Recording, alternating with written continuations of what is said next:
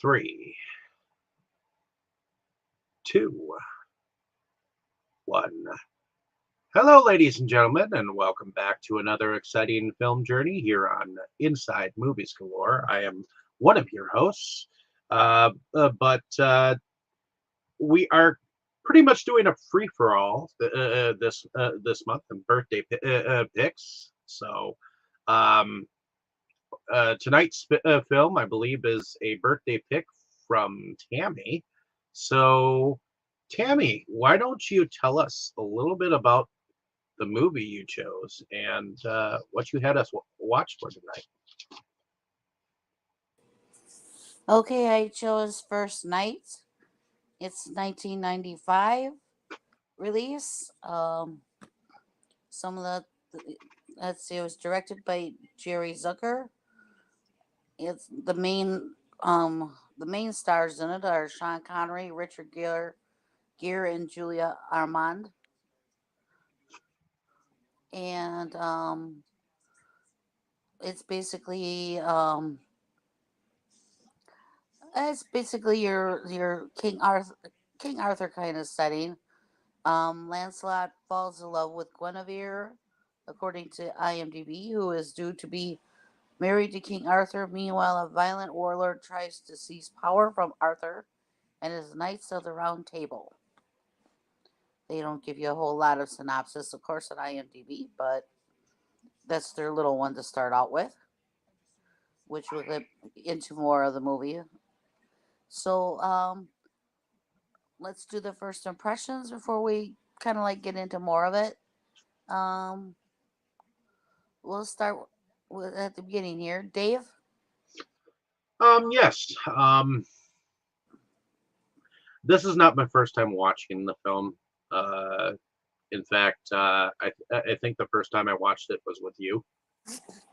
Um, some years back, because you told me you really liked the movie, and I I like stuff with King Arthur and things that have to do with like fantasy and historical value.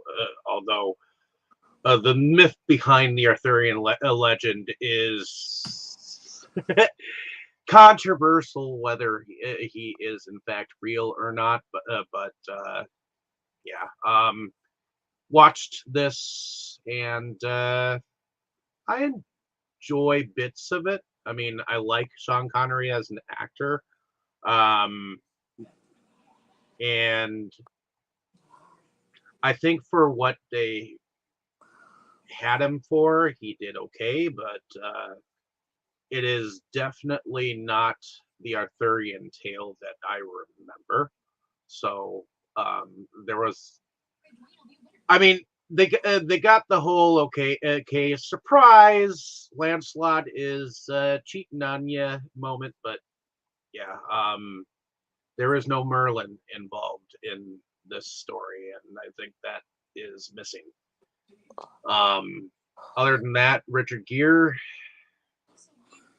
I do like Richard Gere as an actor. He definitely looked younger in this role, and uh, I think I liked how he played Lancelot. It's just I do think the way in which Lancelot was introduced was not what I'm used to in the Arthurian tale. So I mean, I think he was always his number one. You know, he he didn't already have like Knights of the Round Table before Lancelot. Like Lancelot was like his like number one in command. So I think this one was kind of like more of a romantic, in a way, kind of a uh, King Arthur and everything. That's why you didn't have your Merlin and everything else in it, because it was it kind of wasn't made that way. This version, I think it kind of had a little more of a kind of a more like a romantic kind of drama twist on it instead of your swords and sorcerers type of a look, which is what we've been used to a lot of times with King Arthur. But Yeah, and I enjoy it for what it is. So I think that's pretty much my first impression of it. So okay, moving on to you, Brandon. Oh, there we go. Um, this is not my first time watching the this film. I was fascinated by Arthurian legend stuff because I liked fantasy such uh, tales, and this was included in that. And I watched it not long after it came out. Once it hit HBO, basically from what from there. So I was in my teens when I watched this, and it was something I think me and my mother and father, we were all kind of disappointed in it because we were all excited about the casting. Richard Gere as Lancelot, Sean Connery as Arthur. I thought that a lot of that they were we were very much looking forward to it, and were kind of disappointed by what we ended up seeing initially, um, just because of some of the discrepancies between Gere's portrayal and what I'm used to seeing with Lancelot. Matter of fact, there's a lot more similarities to this Lancelot and the one that we covered last week, oddly enough. Um, a little bit more romantic than the John Cleese version, but a lot of similarities in that way. Every bit as arrogant. But I think that one of the things that always struck me as interesting about the whole Lancelot betrayal is because he was such an honorable and steadfast knight, where that had gained Arthur's trust over the time. It didn't come out of the blue as a betrayal that was it was basically expected to happen here, which I think is what hit me. But this time around, I watched it and I knew what I was expecting this time. So I think I liked it better this time now that I knew what I was in for. And I thought it was an okay movie overall. Not my favorite Arthur tales, but definitely a decent one. Okay, and how about you, Jake? Well, this is definitely not my first go around with this one. And incidentally, though, to revisit something Dave put out, our movie last week, Lancelot, wasn't really the first night there either. It seemed more Bedimir was the right hand there, and Lancelot was more like the rabid guard dog. But like here, I didn't even catch the names of most of the knights. They really all kind of play a background role, which is kind of interesting. But this one I actually remember very distinctly my first viewing, and it was a notable one. It was ninth grade AP World History. Our teacher periodically would show us movies. I think we watched maybe 4 movies through the course of the year. And I remember watching this one in class and quite enjoyed it. I grew up with The Sword and the Stone. That was probably my early exposure to Arthurian legend. Are you talking about the Disney or the actual 80s movie? The Disney movie, which is quite a fun movie, quite a good little film there. And I had some interest in the legends overall, but I've never been so deeply into it that I get really bent out of shape if one of them plays liberties, if we will, with the story.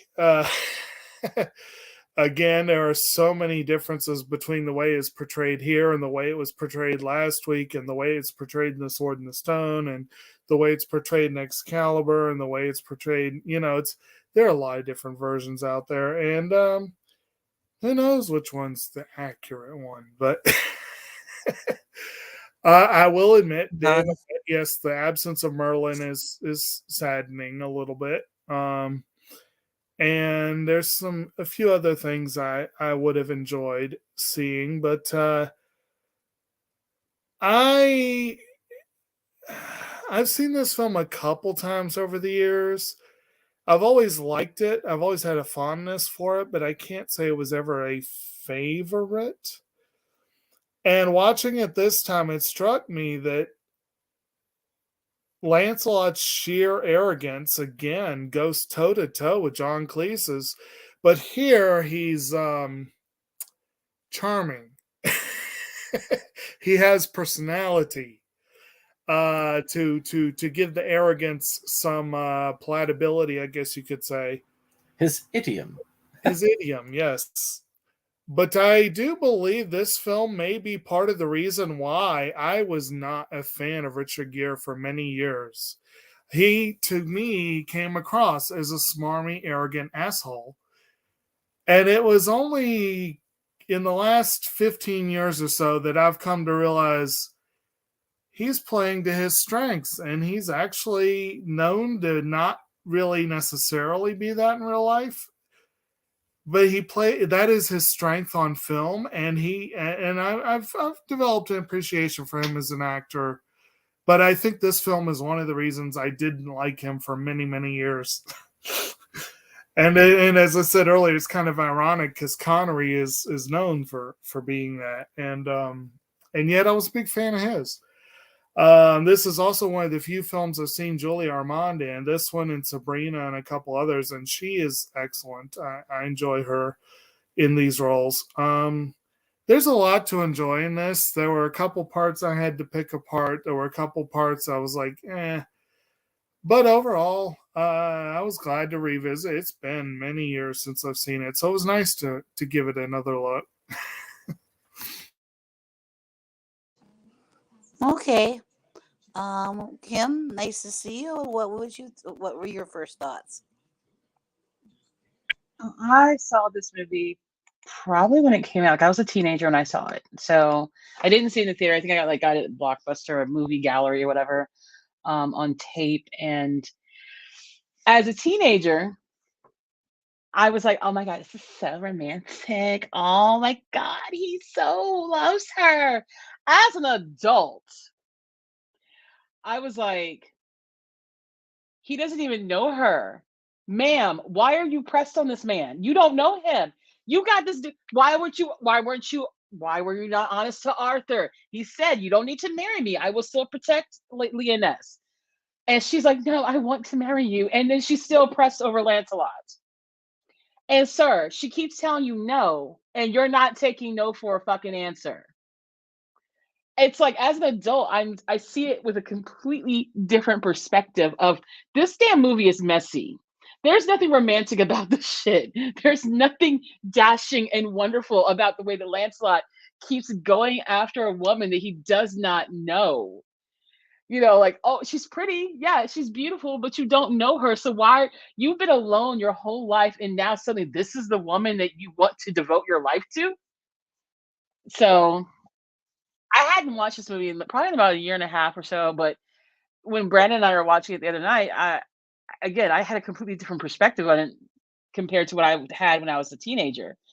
And as a grown ass woman, I think I would be pissed if I'm getting married and some dude is being like, "Run away with me, don't marry." Wait, actually, that did fucking happen, and it pissed me off when it happened because it's disrespectful as hell. And then you're gonna have the nerve to go and become one of his knights? You are an employee, sir, and you are messing around with his wife? Oh no. So yeah, I have opinions. I hardly even know him. That's a definitely different take on it. Yes. I mean, I That's think for sure. Richard Gere did a good job. I think, in my opinion, Sean Connery did a good job. But think they should have done. I know. We'll talk about that later. Again, I have opinions. Okay. Good deal. Girl. Well, my opinion is not anything like that. With the exception of, I agree with Richard Gere, did an incredible job, and Sean Connery, of course, because it's Sean Connery, and Olivia Armand, Armand, right? Jolie Um, Armand. Yeah, that's it. I said Olivia, didn't I? I don't know why I say Olivia. I guess she looks like an Olivia. I've seen her in quite a few things later on in life. She's a good actress. I kind of forgot she was in it, and then I saw her again. Oh yeah, she was gorgeous when she was young. She's not bad looking when she got older either. Just she was really gorgeous when she was young. So I really enjoy this movie. First, I want to say about my love for King Arthur stories, and especially Merlin. Despite the fact that Merlin wasn't in this, I still love the movie, and I'll get into why in a minute. But my very first email back in 1999 was Merlin. I've always loved wizardry, magic, all kinds of sword and sorcery, of course. Watched all kinds of movies growing up. With original Sword and Sorcerer in the 80s movie, not the Disney. I did watch the Disney too, and I like it. The original, action-packed original, I like better. Even though I really like the Disney version too. It was cute. But I just always loved it. And then when I started playing EverQuest 2, I wanted to make a character Merlin. I made a wizard, but I wanted to name Merlin, but I knew they wouldn't let me or anything close to it. So I didn't end up making Merlin. But I ended up making a paladin as my second character. And I named that Lancelot. I knew they wouldn't let me name it Lancelot. I got away with that. And everyone called me Lance. So it was cool because I've always loved Lancelot as well. And it's complicated because I don't believe in cheating at all, but I've always loved Lancelot. I loved Arthur, I loved Merlin and Guinevere, and the fact is they kissed and technically cheated on. They both cheated on Arthur because he was his brother and best friend in most iterations, and of course Guinevere was his wife. So as much as the romance between them was great, and especially in this movie, I completely disagree with you, Kim. Sorry, but I mean, I'm not all gushy about it, but I like romance. So I think it was I think it was very romantic, and I believe in love at first sight, and that's what I believe it was. As he just fell in love with her first sight. No, he didn't know her. No, she didn't know him. I think they both fell in love with each other at first sight. But and she didn't lie to King Arthur. She did love him, and I do believe you can love more than one person. I still don't believe you should cheat, but I do believe it's possible to love more than one person. I mean, there's billions of people in the world, and they'll be only able to love only one. Doesn't make much sense. Be devoted to one, yes. Love more than one, yes. That's just my philosophy upon that. Take that as you will. Now, as far as this movie in particular goes, I did really enjoy it. Like I said, I enjoyed the love story. I really did sorely miss Merlin because I absolutely love Merlin. So that's a big hole in it. But for the story that they told, it like Tammy said, it makes more sense that they didn't have Merlin because they wanted to focus on the betrayal and love story between Lancelot and Guinevere, which Guinevere is actually derived from Guinevere as well, and Jennifer is derived from both. If anyone didn't know that, I actually love the name Guinevere even more. I just like the name; it's really cool. And my sister's Jennifer. Of course, so was a million other sisters because it was like the most popular name in the 80s, 70s, and 80s and stuff. It was a big one. Yeah, Jonathan and Jennifer. I should have been Jonathan, but my mother decided to name me after my father, so she would have had two difficulties. So Anyways, yeah, the sword play. I wish there was more of it, but there was good enough to enjoy it. And it was, it wasn't bloody, but it was a little bloody. It had a little few moments of blood in there, enough to satisfy me enough to enjoy that because I really like that. You can't have a medieval movie without having some kind of blood and fighting and stuff. As far as I'm concerned, it just doesn't make sense not to. I mean, every kind of tale like it, there's always sword fights in it. I mean, that's a huge attraction, sword fighting. Now about Richard Gere, I read something about them saying that Richard Gere played him too American, like a more of an American version in English, and I guess that kind of is true. I guess I still like the portrayal. I really liked it. I don't care that it wasn't quite English. I'm not so nitpicky. And like I said, I love I just love all different versions of them. I don't sit there and say, oh, this is the right one. You guys did it wrong. This one doesn't look like this one. This one doesn't look like that one. I don't give a shit, Yeah, it was different, but I liked it. That's just my take on it. And that's how I feel about anything I love. People do a different version of it and it's good. Great. There are a few exceptions with that, but we won't get into that here. Oh, wait till we cover Kevin Costner's Robin Hood if you want to talk about American. I fucking love that movie. That's my favorite Robin Hood movie, and I know he's not English. And I laughed my ass off when what the fuck's his name made fun of it in Men in Tights, but because unlike some other Robin Hoods. Yeah, exactly. I totally know what he was talking about, Kevin Costner. And it was hilarious.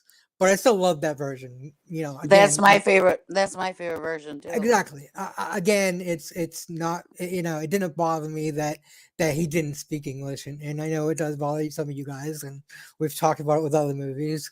But I don't. It doesn't bother me. I just enjoyed the immense action in Robin Hood. But yeah.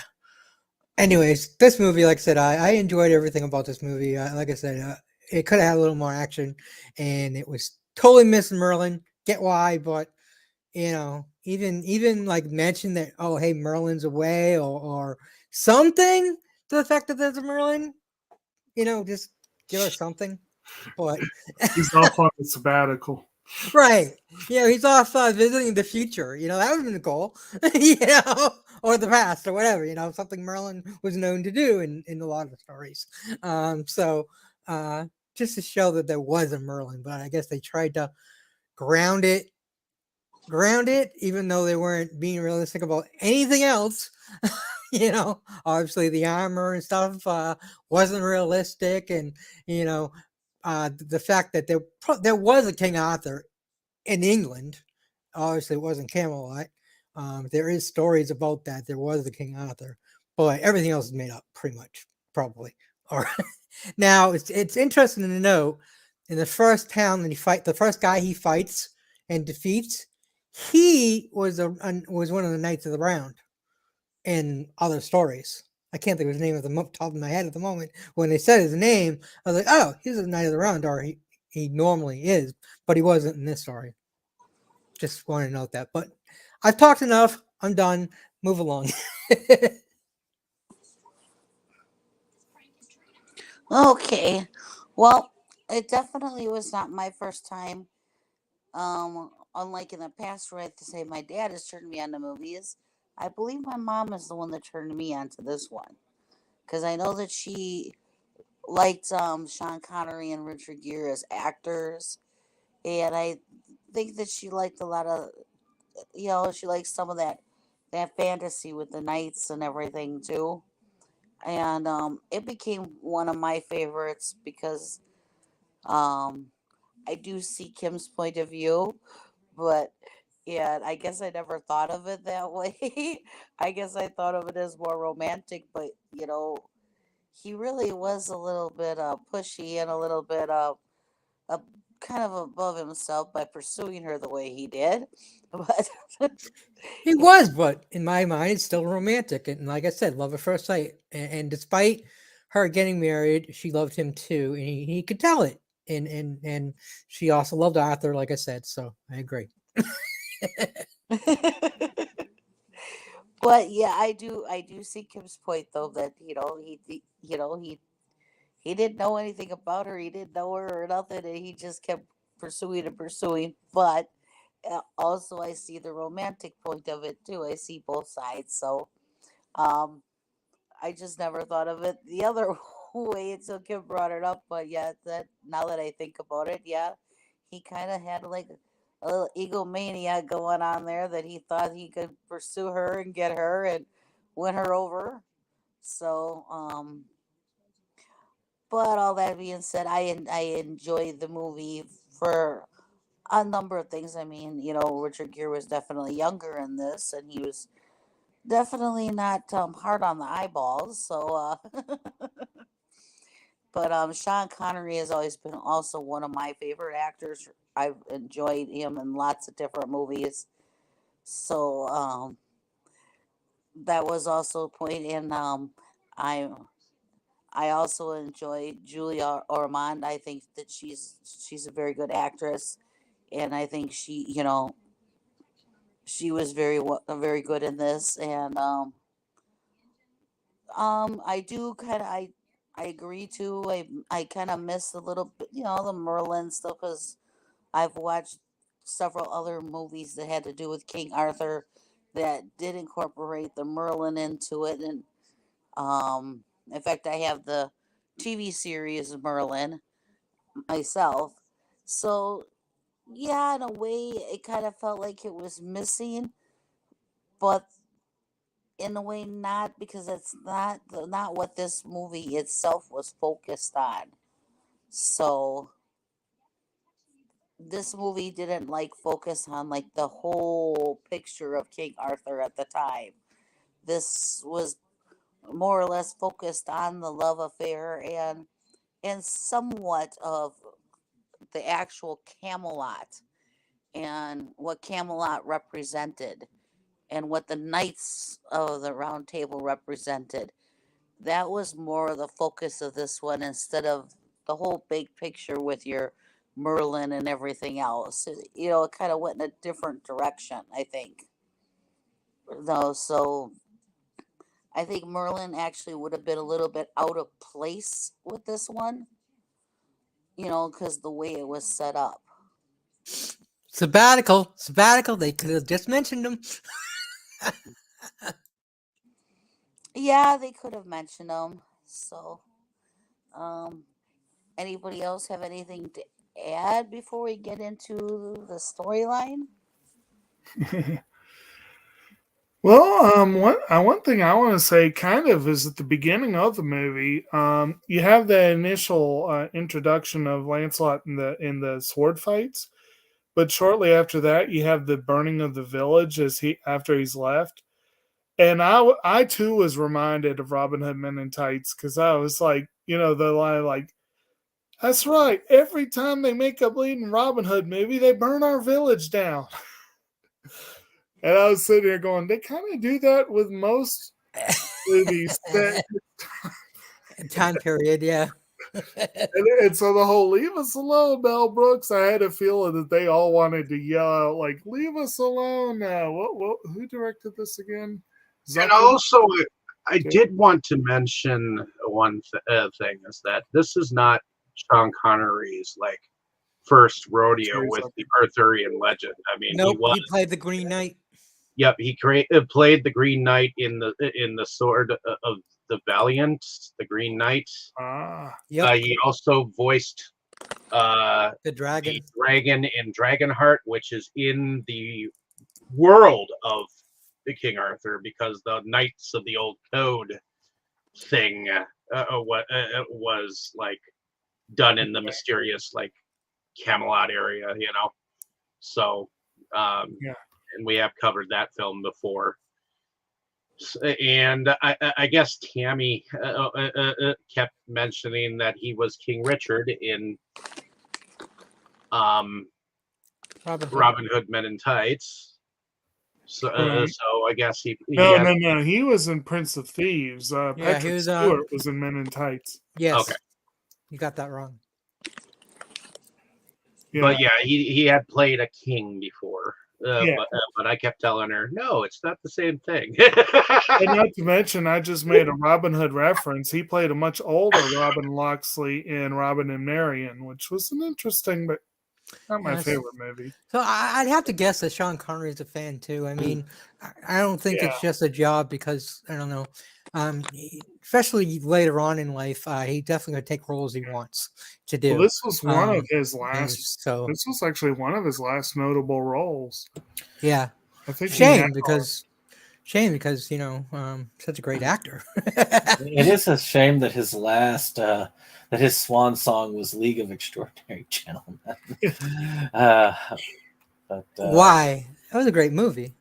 I'm sorry, it was not a great swan song, especially when he had. Maybe it wasn't a great swan song, but it was a great movie. So he had an Oscar bait acting role not long. I remember, Kim, you were telling me about it, but I can't remember what the role Finding was. Forrester. it could have been worse. It could have been. It could have been. Wait, I'm sure it could which have one been are you worse. talking about, babe? You were talking about like he had like a really good role around this time, but I can't think of the name of it. Was it Finding Forrester? Finding Forrester wasn't until the early 2000s. I think it was 2000. That was one. It was of like his last roles, 2001 or Yeah. something like that. It Yeah. was like, yeah.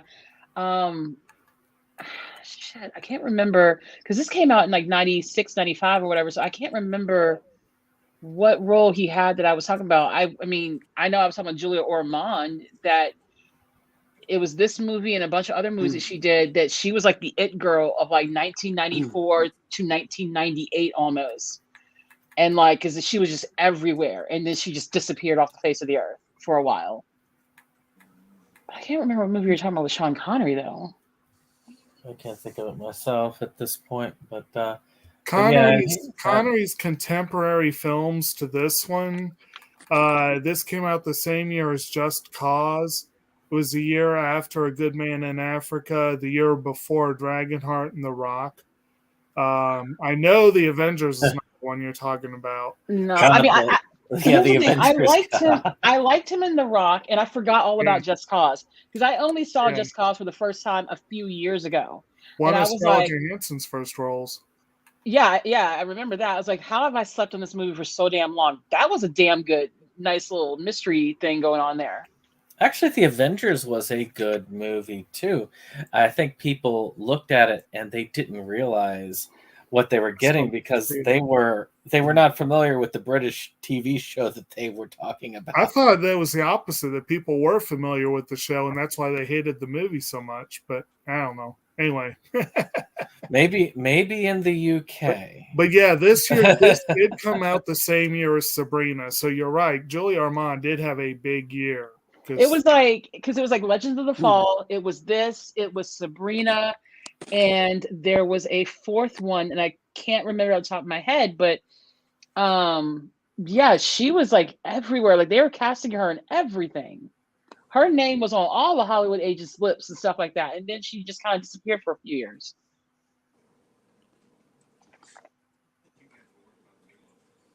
All right.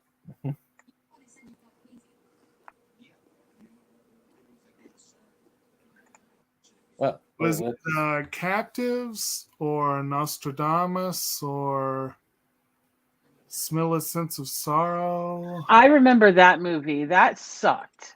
It did. Like that was what kind of broke that kind of broke up my love affair with her. Yeah, that's what I'm seeing here. Was 94 was Nostradamus, Captives, and Legends of the Fall. 95 was First Night in Sabrina. Was, yeah. I really liked her in Legends of the Fall, except for her character was kind of just a sad, pathetic woman. And then I really, really liked her in Sabrina, but she kind of plays the same kind of fucking roles now that I think about it. They're all the same role. Let's see, that's the same. Like Sean Connery and Richard Gere they almost always play variations on a theme, and they play them well.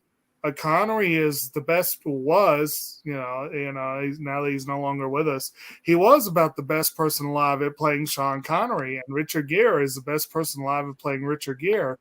And there is some variability there, but they never fully disappeared into a role to where you never knew who they were. But like, I would say this, like when it came to this movie, again, to my feelings about some of the BS that went down in this movie, like, Richard Gere, his character is supposed to be the dark, mysterious guy. He's got, Right. he was hurt in the past. He lost his family, and he's just now he lives on his own. He's a wanderer. He's a nomad, so he doesn't ever have to know hurt and loss again. Like, they give him this deep backstory because we're supposed to identify with him. We're supposed to feel sorry for him. And it's like, okay, so hurt and loss. So why are you chasing behind a woman who is to be married to someone else?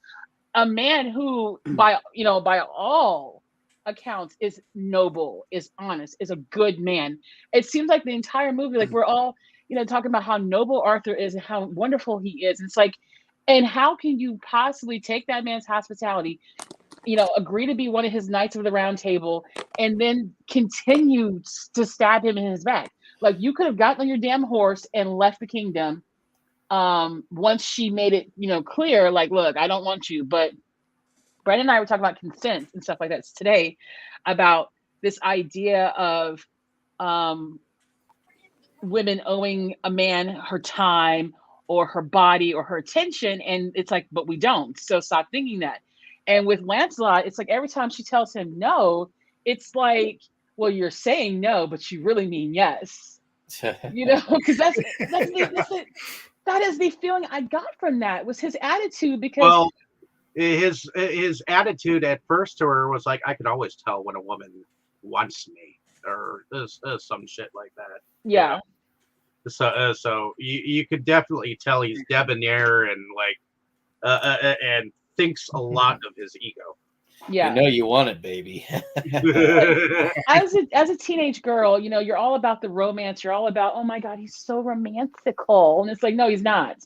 But as an adult, I'm like, okay, so, if you didn't want Arthur, you could have just told him that. He had already said, hey, I will still protect your kingdom. He did want Arthur. The thing is, she did want Arthur. She was telling us, she said that to her father, or not her father, the guy that was like her father, that raised her and everything, to her, her advisor, whatever he was. She said that to him, that she could not marry unless she loved the guy. So she already loved Arthur. She loved him. She just fell in love with Lancelot too. And like I don't think she was. There's love, and then there's being in love. And I don't think I she agree. was in love. You Maybe can she love wasn't. someone. I have plenty of people that I love as friends. You can be in love with two people too. I mean, they say you can be in love with two people, but first of all, girl, you don't know Lancelot like that. And second of all, true, but love at first sight. That's, oh my God, that's a fantasy world. No, it Again, isn't. Well, 25 years ago, my grandparents were love at first sight, and my grandmother never got married again after he passed away. Well, and she lived 20 years later. It was love at first sight. It happened. It can happen, but it can't. You can't move forward solely on that. Yeah, like, I firmly believe. Some people have. No. I believe in the idea. It takes work to.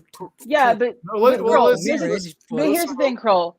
Just because it worked for your grandparents, and that's a lovely story, I'm glad it worked for them, doesn't mean it'll work for everybody. I get that. It's rare. I understand. It's very rare, and that's the thing that kills me about this story, is that in this story, it's true. Okay, but you're not understanding. Let me finish. What I'm saying is that in this particular story, there were so many things riding on whether or not she and Arthur stay married, whether she gets married to him. And it's like, girl, you were throwing all that away for a man you don't know.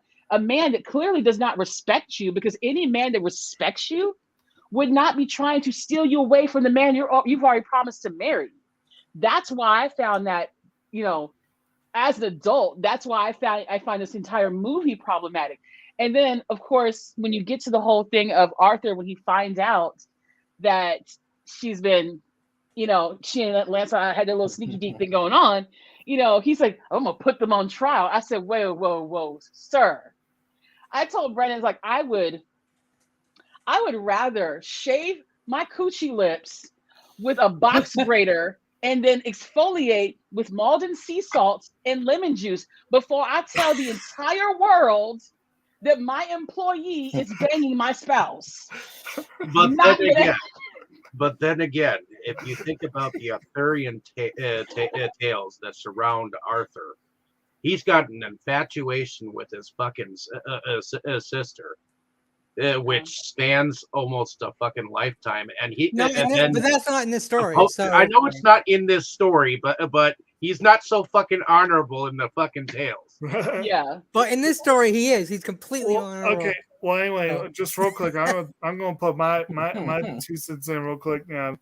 And this is why, again, Carl, I'm going to quibble somewhat with your comment, but not saying that it's wrong that two people could fall in love at first sight and make it work. But that's the thing. They have to make it work. Oh, I agree. And there are three, the Greeks had 3 different words for love. And I like this approach, and I fully agree with this. They had eros, which is the love of attraction, philia, which is the love of friendship, and agape, which they call is sometimes called Christian love, but it's basically unconditional love or what have you. And love at first sight is triggered by eros. No two ways about it. If you see someone and you two are eye screwing each other right away, that is eros, and that is I like that. But many times it is often one-sided. But the only Dave, we don't want to hear about your stories. The only way you turn that into something permanent is if you bring in philia and eventually agape. I agree. Or in the case of like where the marriage came really fast, agape probably would come first because that's like, but either of those they require, the problem was she already loved Arthur and she was already betrothed to him, so she couldn't just work on the relationship with Lancelot because she had to work out her own feelings. And I fully agree that she is telling the truth when she says she loves them both. Exactly. But they are different kinds of love that she has for both of them. Yes. And I also do agree that I agree somewhat with Kim's point that I found this a little more problematic this time than I did when I was younger. Because even though I do disagree with the idea, I see your point, but yeah, I still agree with it. I do feel that she was absolutely honest in saying that she had legitimate, strong feelings for both. And I do believe that she legitimately wanted to make it work with Arthur and whatever. And I don't think that Lancelot was coming on quite as hard towards the end as Kim was making it sound like. But I do think that it definitely was, you guys need to put it back in the pants and do what's best for the I mean, for me, like, let's just say, for example, it came down to her having to make the choice between Arthur or making the choice between Lancelot. I think that there is no choice to be made there, because any relationship that's built off of what their whole attraction was built off of is doomed to fail from the beginning. I mean, I guess like if you're going to do a movie about the Arthurian tale, it's just, and I know this is part of the story, the legend or whatever, but it's just still, what the fuck? It still bothers me, but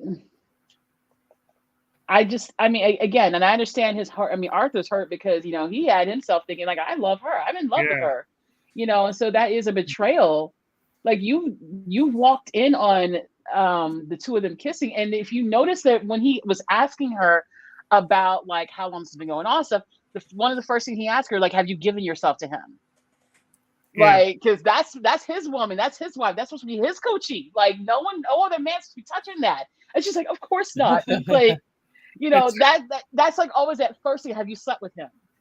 And technically, he did walk in on a goodbye kiss. It was a kiss, but it sure definitely looked. It was It was a very romantic kiss, extremely Yeah. romantic kiss. It definitely. Oh, look, they were eating each other's faces. Like it's the worst looking kiss ever. Very awkward. Technically a goodbye kiss, but it definitely looked a little more to someone just walking into the room like she had a side piece. Yeah, like See, I you don't thought- know you don't know the context, and I love the one I forget which one he is. The actor's name I think is Liam Cunningham, but he walks in with Arthur, and they both see it, and he's just like, "That's none of my motherfucking business." He just has slowly backs out the room. I see nothing. I thought the Nothing. kiss that they had in the rain was more romantic than this one. Yeah, the whole Because he went in there and sucked on her upper lip like ever so gently. it was so bad. I'm like, I have had some bad kisses in my day, but damn, that was a horrible looking kiss. Like that's that old Hollywood kiss where their faces are just mushing together and it's doing these like movements around, and it's like, that's not kissing, honey. That is not kissing. We just have different opinions on romance and kissing, I guess. Say what? Say, I guess we have different opinions on romance and kissing. Yeah, I think we do, especially good kisses. Like I have very different opinions, but that was like not a good looking kiss. Like that looked painful. I've never seen myself kiss. I know I'm a good kisser. I've never seen myself kiss, so I don't know how it looks. But it looked like a good kiss to me on the screen. So speaking of painful activities between two people, I guess we should get back to the sword fight, huh? What sword fight? At the beginning. We haven't really started the plot. If you want to bring us back to the beginning. Yes, the beginning, yeah, that is actually one of my favorite scenes, is that sword fight in the beginning, because he just, that's where the arrogance does show, because he is, he gets the sword away from the one guy, and he's like, okay, who's gonna challenge me next, and he just, yes, it was supposed to be showing skill and everything, but the way he did it was almost arrogant too. He just, right. You're holding on to your sword. You're sure you're holding on to it. You got a good grip. You're holding on to your sword. Yeah. Well, actually, one of my favorite lines, I think, in the movie, there were a couple pretty good lines here and there, but like after he finishes one of the fights, he's like, "Do you know how to win a sword fight?" And the guy's like, "How? Be the only one with a sword." Yeah, when he lost the sword at the end, Yeah. I'm like, he didn't follow his own rule. Right. I guess that was foreshadowing. Yeah. Well, and I like when he's telling the guy, he's like, how did you do that? And he's telling him, well, yeah, that's such a great line. The first two, the guy's like, I could do that. And he's like, and you don't have to be afraid to die. It's like, wait, what? yeah. You don't care. Oh, you don't care if you live or die, he says, that was just such a great line. The guy just like looks at him.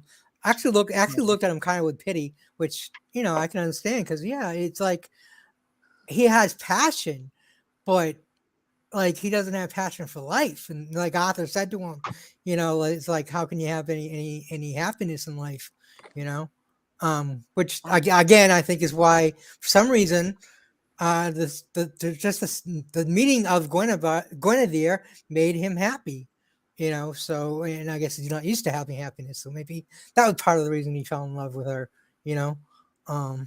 I think Arthur said something to the effect of, how can a man who doesn't fear anything in life love anything in life? Yeah, something like that. Yeah. Well, no, yeah. his line. Let's see here. It was a great line too. And no. He says, Lancelot, just a thought. A man who fears nothing is a man who loves nothing. And if you love nothing, what joy is there in your life? Exactly. But also, let me point out that Lancelot, like you said, he's used to getting what he wants. That he's used to women not turning him down. I think that, and this is also plays into that whole bad boy type thing, is that you have a woman that is obviously attracted to him, but she's turning him down. You know, she's not just some damn milkmaid screwing him behind a barn somewhere, okay? She is a lady. She's a freaking princess, you know, Right. soon to be a queen, you know, and it's like she's saying no, but you're attracted to me. And I'm saying no. It's like I can find you attractive. I can find, and I can even be intrigued by you, but I'm saying no. And instead of him saying, okay, I'll just go find someone else to screw, he then becomes very much like, so why is she saying no? I don't know. Maybe because you ain't got shit to offer her, son. You ain't got He shit saved to her offer life. her. He saved did her life. save her life. twice. Yeah, he Twice. saved her life, but the fuck? But that's like, not offering her anything. That's her life. Dude, That's I've worth had more people- than anything you could offer somebody is their life. Dude, if I sat there and dated, fucked, married every person that did me a solid, I would have a trail of ex-husbands. Okay, but how many saved your life? Twice. I've never been put in that position, so I don't Okay, need well to there you go. Then you can't say you wouldn't do Well, it because you've never been in that position. I would say that at least at first, Lancelot wasn't really. I disagree with the love at first sight. I believe that it was more of, as Kim was saying there. I think it's more of, oh, how dare you say no? Maybe make it's you a say combination yes. of both. I think it might be a combination And, of both. I do agree with that. Was definitely probably part of the case. I completely agree with that. I don't think just bad boys have that because I've had that, and I'm not a bad boy. I've never been. I've always been a nice guy, but so I always finish last. But I've definitely had that wanting something I can't have. So Yeah, I I think He believe that's saw the part of carriage it. goes by. Yeah. He saw her through the window in the carriage, and he's like, "Ooh, piece of candy." And then he realized that they were being that she was in danger. And I mean, I will say this: like Lancelot, he is a good person in the sense that, when he first saves her from Maligan's people, he could have just been like, "Oh, what the hell? I'll let the soldiers handle it," and just gone about his business. He didn't know her. He didn't know nothing about her. He really didn't see a whole lot of what, but he knew something was up. So he saves her. He saves the day, and that's great and all. And he, but he keeps chasing her. He keeps feeling attracted to her. When he saves her the second time, that wasn't out of duty and honor and just being a good guy. That was because at that point he had started to fall for her, so he wanted her for himself. So I mean, yeah, if you are in like with someone, I think it was both. and they get kidnapped a second time, you're not gonna let that shit stand. You're gonna fight for them. And I remember when the IMDb message boards were still active and people were discussing Lancelot, ladies, Lancelot or King Arthur. And I'm like, and people are like, no, you should go for King Arthur. And there was a couple women, they were arguing that, and he ain't doing shit because your girl done gotten kidnapped twice under your watch. You ain't doing shit, sir. It's that wasn't like, his wow. fault. That was actually Exactly. that was That's more what I her was like. fault. Like people were just basically bashing. I remember the comments bashing Arthur, saying that like she's gotten kidnapped by Maligan twice now, and Lancelot had to save her both times. Like, where were your knights? Like, where were you, Arthur? Like, I'm not seeing you out there fighting for her to get her back. And I'm like, wow, y'all really shitting on this old ass man like that? It's like it's not his.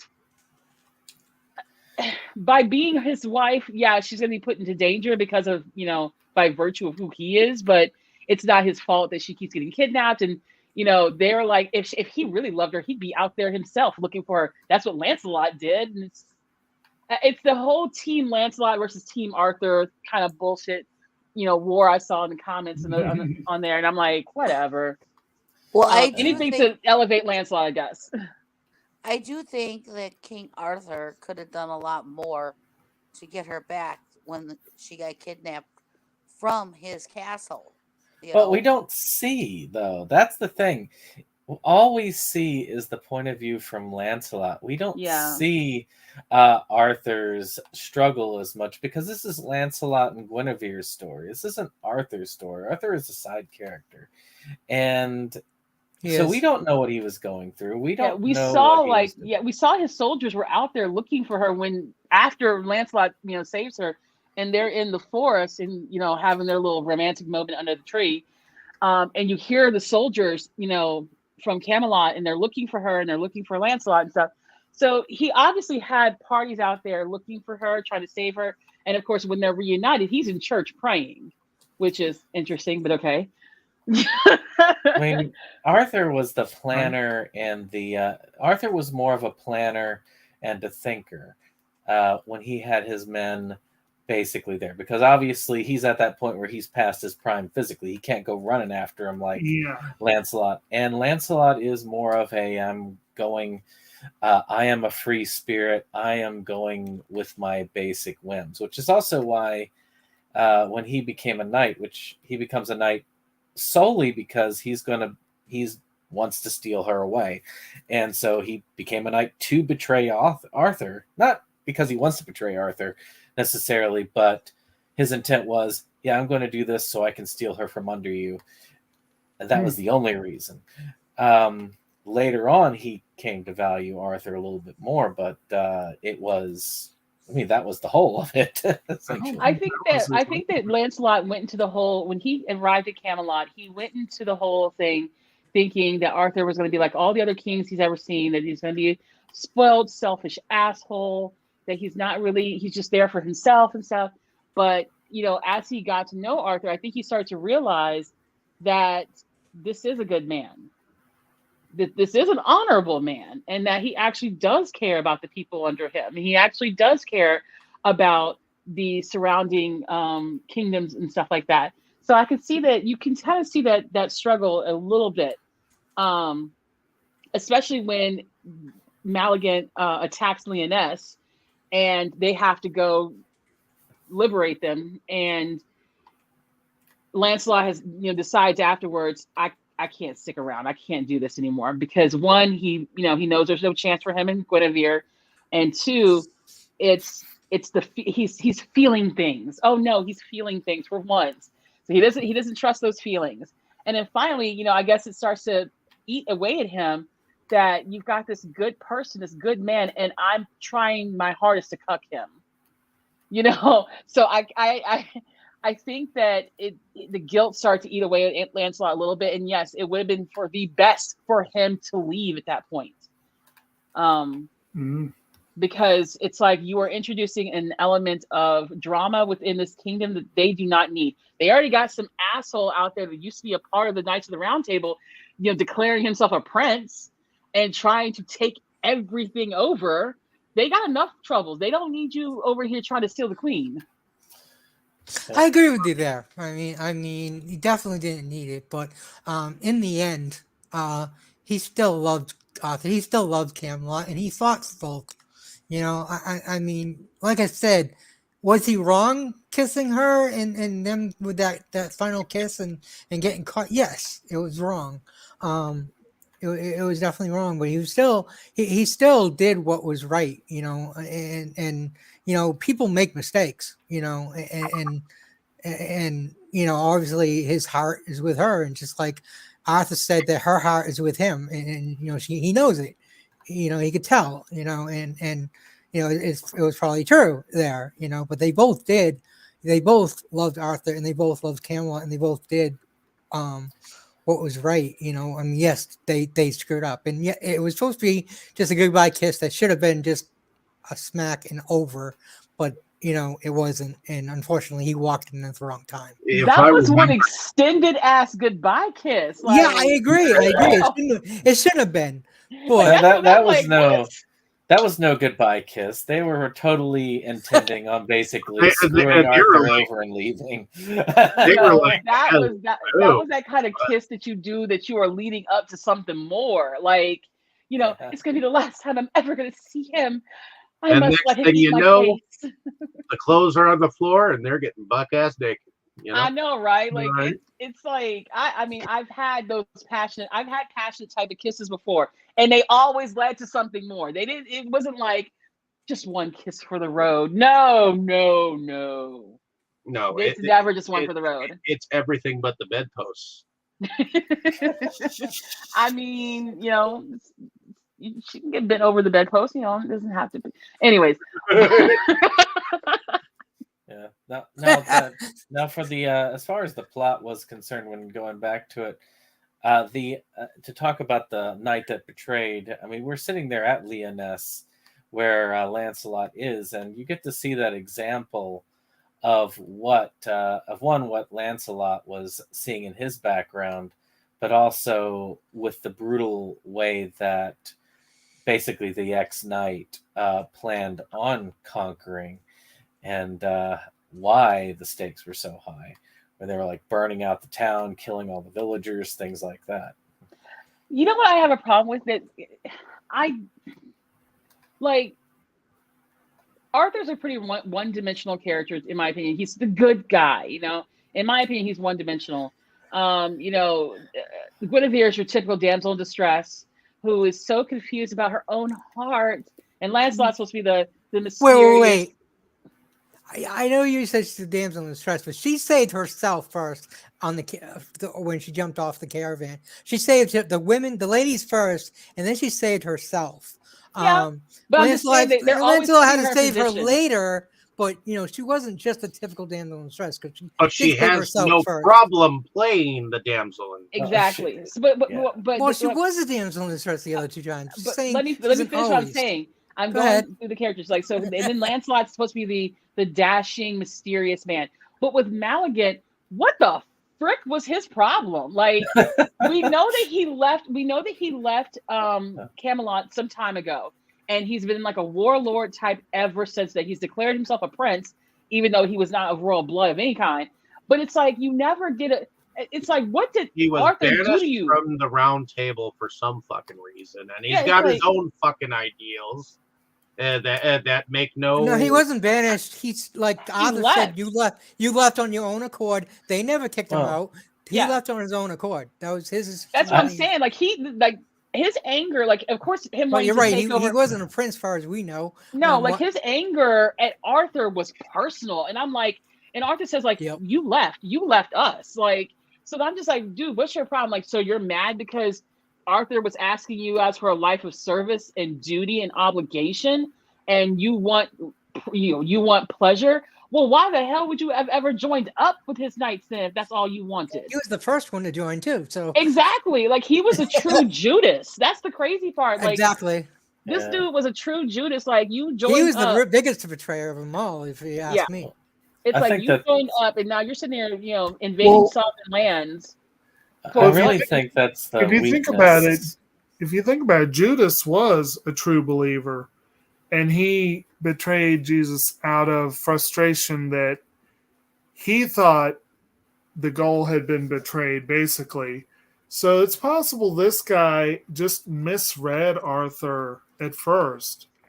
Might have been a true believer, and then when he realized that Arthur believed in brotherhood and service, he's like, nah, man, that's just weak. We can only speculate because, unfortunately, we don't get a lot of backstory on Malagant.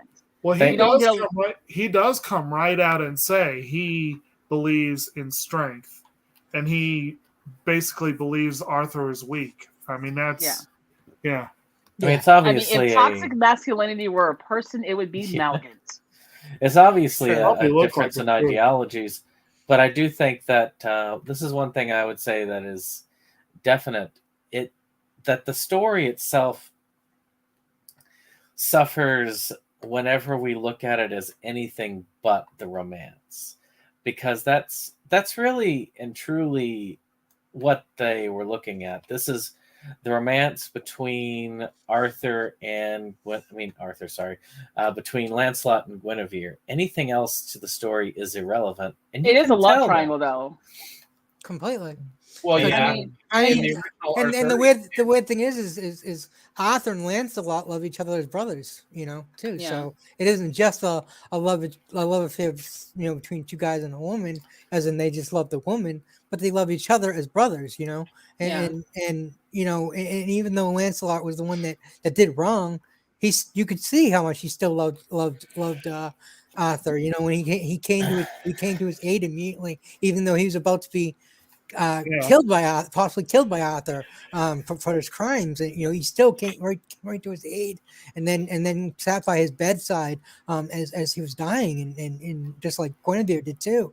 So you can see how much they still cared, even though they made the mistake of kissing each other, but that doesn't mean. I had a few drinks when we were watching this because when we were finishing it, and when she's sitting there at his bedside, and she's I'm like, bitch, what you crying for?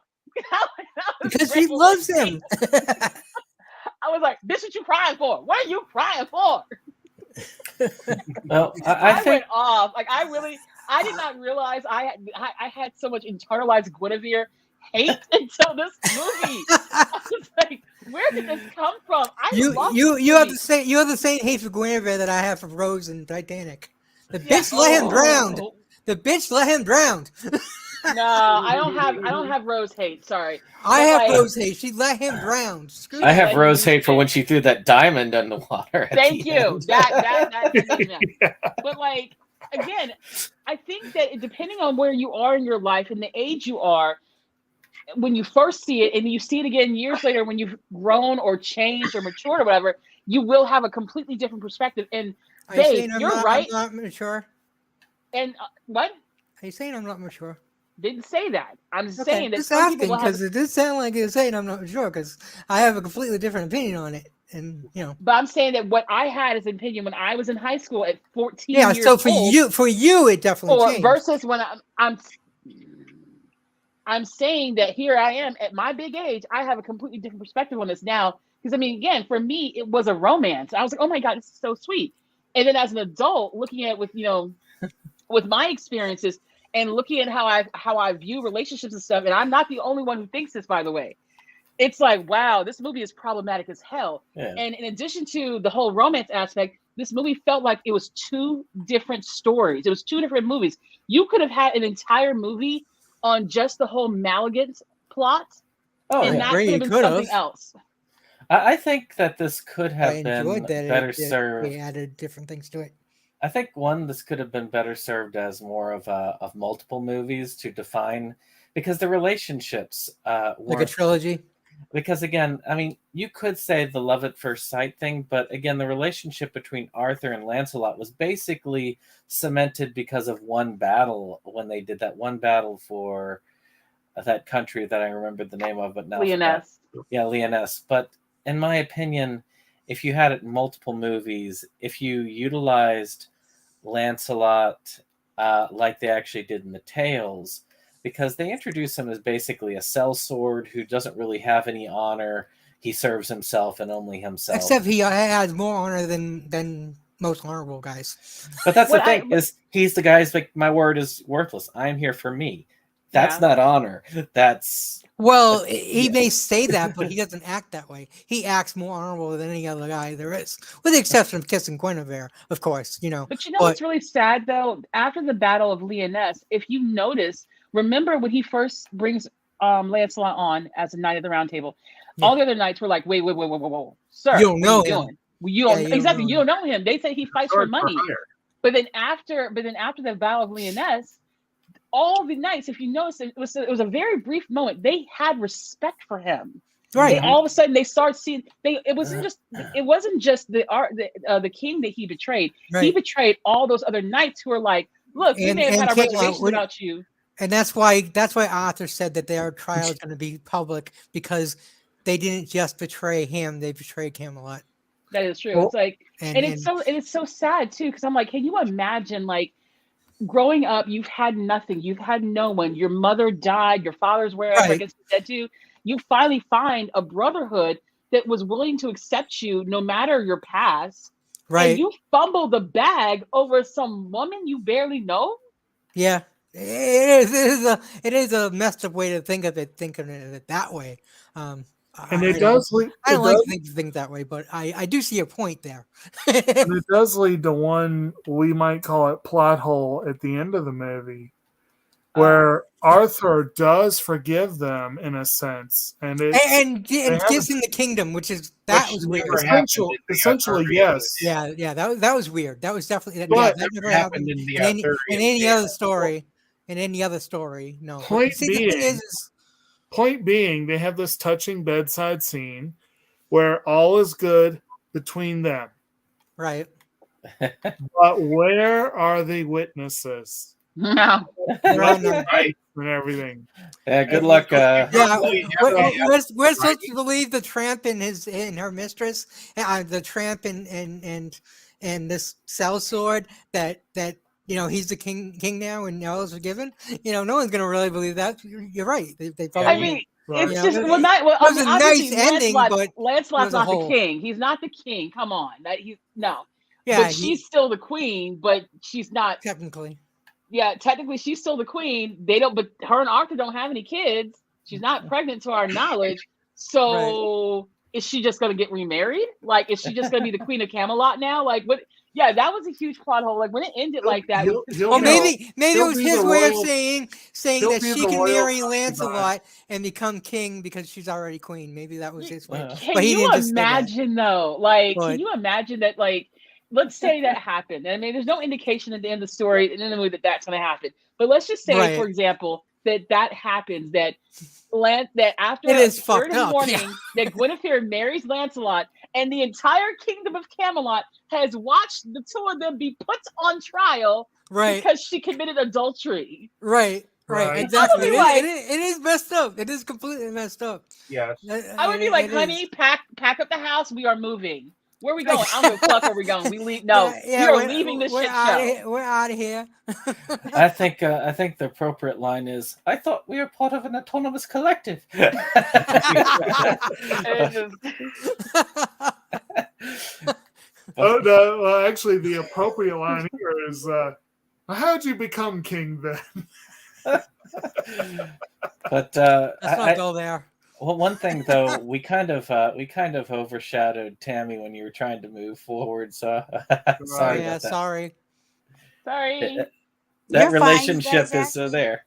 You guys have actually been moving it along anyways. So. We all have a lot of passion about this movie, one way or the other. Some more, towards hate, Yeah, but the thing is, they weren't exactly trying to follow the Arthurian tale. Okay. See, I'll disagree with you there because the tale is a legend, right? Okay. Therefore, it is just a different interpretation of the legend. So none of them are real. None of them actually happened. Yes, there was a King Arthur, but he was of England. So everything else is fake. So even all the stuff you love is fake. And I love it too. And don't get me wrong. I love the stuff with Merlin even more. But it's all fake. It's all made up. So it was just a different take on the made up story of King Arthur. Much like the Bryan Singer X-Men movie was. I guess I like what I like the comments. I guess what I originally learned than what was created. I liked better what I originally learned as well, but I still enjoyed this movie. So, just take it that as you will. But, I agree. But you can't say that it's not right. It's just not like the other stories. I mean, I look at this as a romance that I can understand some people looking at this as much more romantic, but I look at this as being as romantic as the Bella and Edward romance when he's talking about like how he stood over her bedside when she was asleep all night and how romantic that is. And yes, some adults do Like find stalk that her romantic, much? but I find that creepy as hell. I find that extremely Not only attractive and have done it myself. I think this is definitely You close. break into some to- random woman's house and stand over her bed. I'm not a random woman, a woman I knew. I'd say Oh, this not is standing over her, closer to a but healthy looking at her when I'm relationship laying in than bed with her, but Twilight, but still. I Twilight, don't definitely. Oh Lord. Wait until we But- cover those films. We're not covering. I won't be here. I've been there, done that, seen them once, just to see what they were about. I don't hate myself enough to watch those films again. Same thing with 50 Shades of Grey. I agree. I will watch 50 Shades of Grey all day long before I ever touch Twilight. Even I'm though 50 sorry, Shades- but 50 Shades of Grey will piss you off because the sex is so boring. Oh, it's extremely boring. I was expecting to watch some really good BDSM movie, and I'm like, what is this crap? I wasn't expecting a Lifetime movie. Exactly. But I will still watch it way I'll still watch it over watching Twilight. No, not again. I read one of the books, and I'll read the books. The books were good. The books were not the crap that they pushed out in the movies. I think we can rank. I think we could rank the Guinevere Lancelot situation in here alongside those great romances. Like No, we can't. Not even close. Not even fucking close.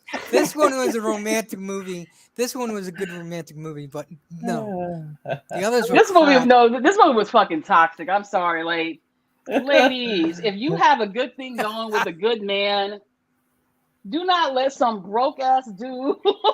Wow, broke. No. See, true love doesn't care about money. There is one. And maybe I'm saying that because I'm poor, but you know. And if a man breaks into your house and watches you as you sleep all night without your permission, then call the cops. I feel like movies like this, they teach if a woman broke into my house and watched me, very I wouldn't care. Shit. Because again, she had her mind made up. Even let's just say, for example, that she was in love with Lancelot or whatever, but she had her mind made up that she was going to stick with Arthur. And it's kind of hard. It's kind of hard to stick by that decision when you've got somebody constantly in your face, like, "Tell me you feel nothing for me." Oh, I agree. I agree. It is hard, but on from his point of view, you know, he wanted her, and and maybe he should have taken the hint of no. And but you can't always get what you want. You're right. Sometimes you find that you get what you need. Yes, I know the song well, and the saying, but you know. I've been on the other side of wanting a girl. Okay, she wasn't with anybody when I wanted her most of the time. A few times she was, but I knew no longer. So, anyways, she wanted to just be friends. You know, I didn't give up for a long time, but that's because I felt like I was giving up. You know, and women do change their minds. And I actually had another girl that said, "Oh, if you had asked me out again, I would have said yeah." Like we talked later. I'm like, so I was like, I learned from that. Okay, well, don't fucking give up so easy. So yeah, and no, we never ended up having a relationship. I'm sorry if someone tells you we did have an experience. We did have an experience together that wasn't a relationship, but so we did have something. So, but no. Any woman that tells you no when you ask her out, and then later on say, "Well, you should have asked again," and I would have said yes. Bitch, fuck you. Seriously, fuck you. Like that's games. If they want, just like we're told by that, hey, women, if a guy wants to, he will. So let's also say this: if a woman wants to, she will. There's these little games. Those are not women. Those are little girls. Talking about you should have asked me again. I would have said yes. Bitch, I asked you the first time. You said no. So let me take you at your word and respect you and your boundaries and the fact that you said no. Wasn't it like which is something that Lancelot will not do. He won't do. He just keeps taking it. Well, you hit the nail on the head. You get mixed messages about that. I've been told those. Exactly. She definitely did. And he just wants to be where she is. What is that thing like? One important thing, it has to be mentioned in case you know, as far as these options here, you know, this Guinevere clearly has a thing for older men. Because you know, Richard Gere is like almost 20 years older than her, and Sean Connery is 35 years older. Yeah. He didn't look that much older than her. It's like he did not look that much older. In the movie, Lancelot, I don't think it's supposed to be that much older than her. I mean, she's supposed to be, I guess, in her early to mid 20s. She was, but Lancelot, Richard Gere looked young for the longest time. He looked good for his age. He definitely didn't look like he was. I mean, he was our age when he did this movie, I think. So he's about halfway between. How young are you? Excuse me? How young are you? A lady will never reveal her age. Black don't crack, okay? Just remember that. I age like a fucking vampire. Okay, okay. You people that are probably in your 30s, I get it, but yeah, I'm 49, so no, I'm way past you. No, but I would like to be there. Yeah, I'd like to be in my 30s, especially with the birthday coming. Or early 40s, right? Okay, I don't know. So Gere, you're not almost 50, except for Tammy. we won't talk Gear about was her 40. age. Oh, Gear was I like her 46 like that. when he made this movie. Kroll, I want to kick your ass if I ever see you. There you go. Oh wait, he was 46 when he did this movie. Yeah. Or Oh, when he the was My older movie than goodness. came out. he was older than us. Then okay, never mind. Yeah. But he My was goodness. he was Closer to around. my Yeah. was closer to my age. And Wow, he- he was looked like almost- he looked like he was in his early 30s. He's almost right in the middle between them. So it's like if Guinevere and Arthur was a May December romance, her and Lancelot would have been like May September.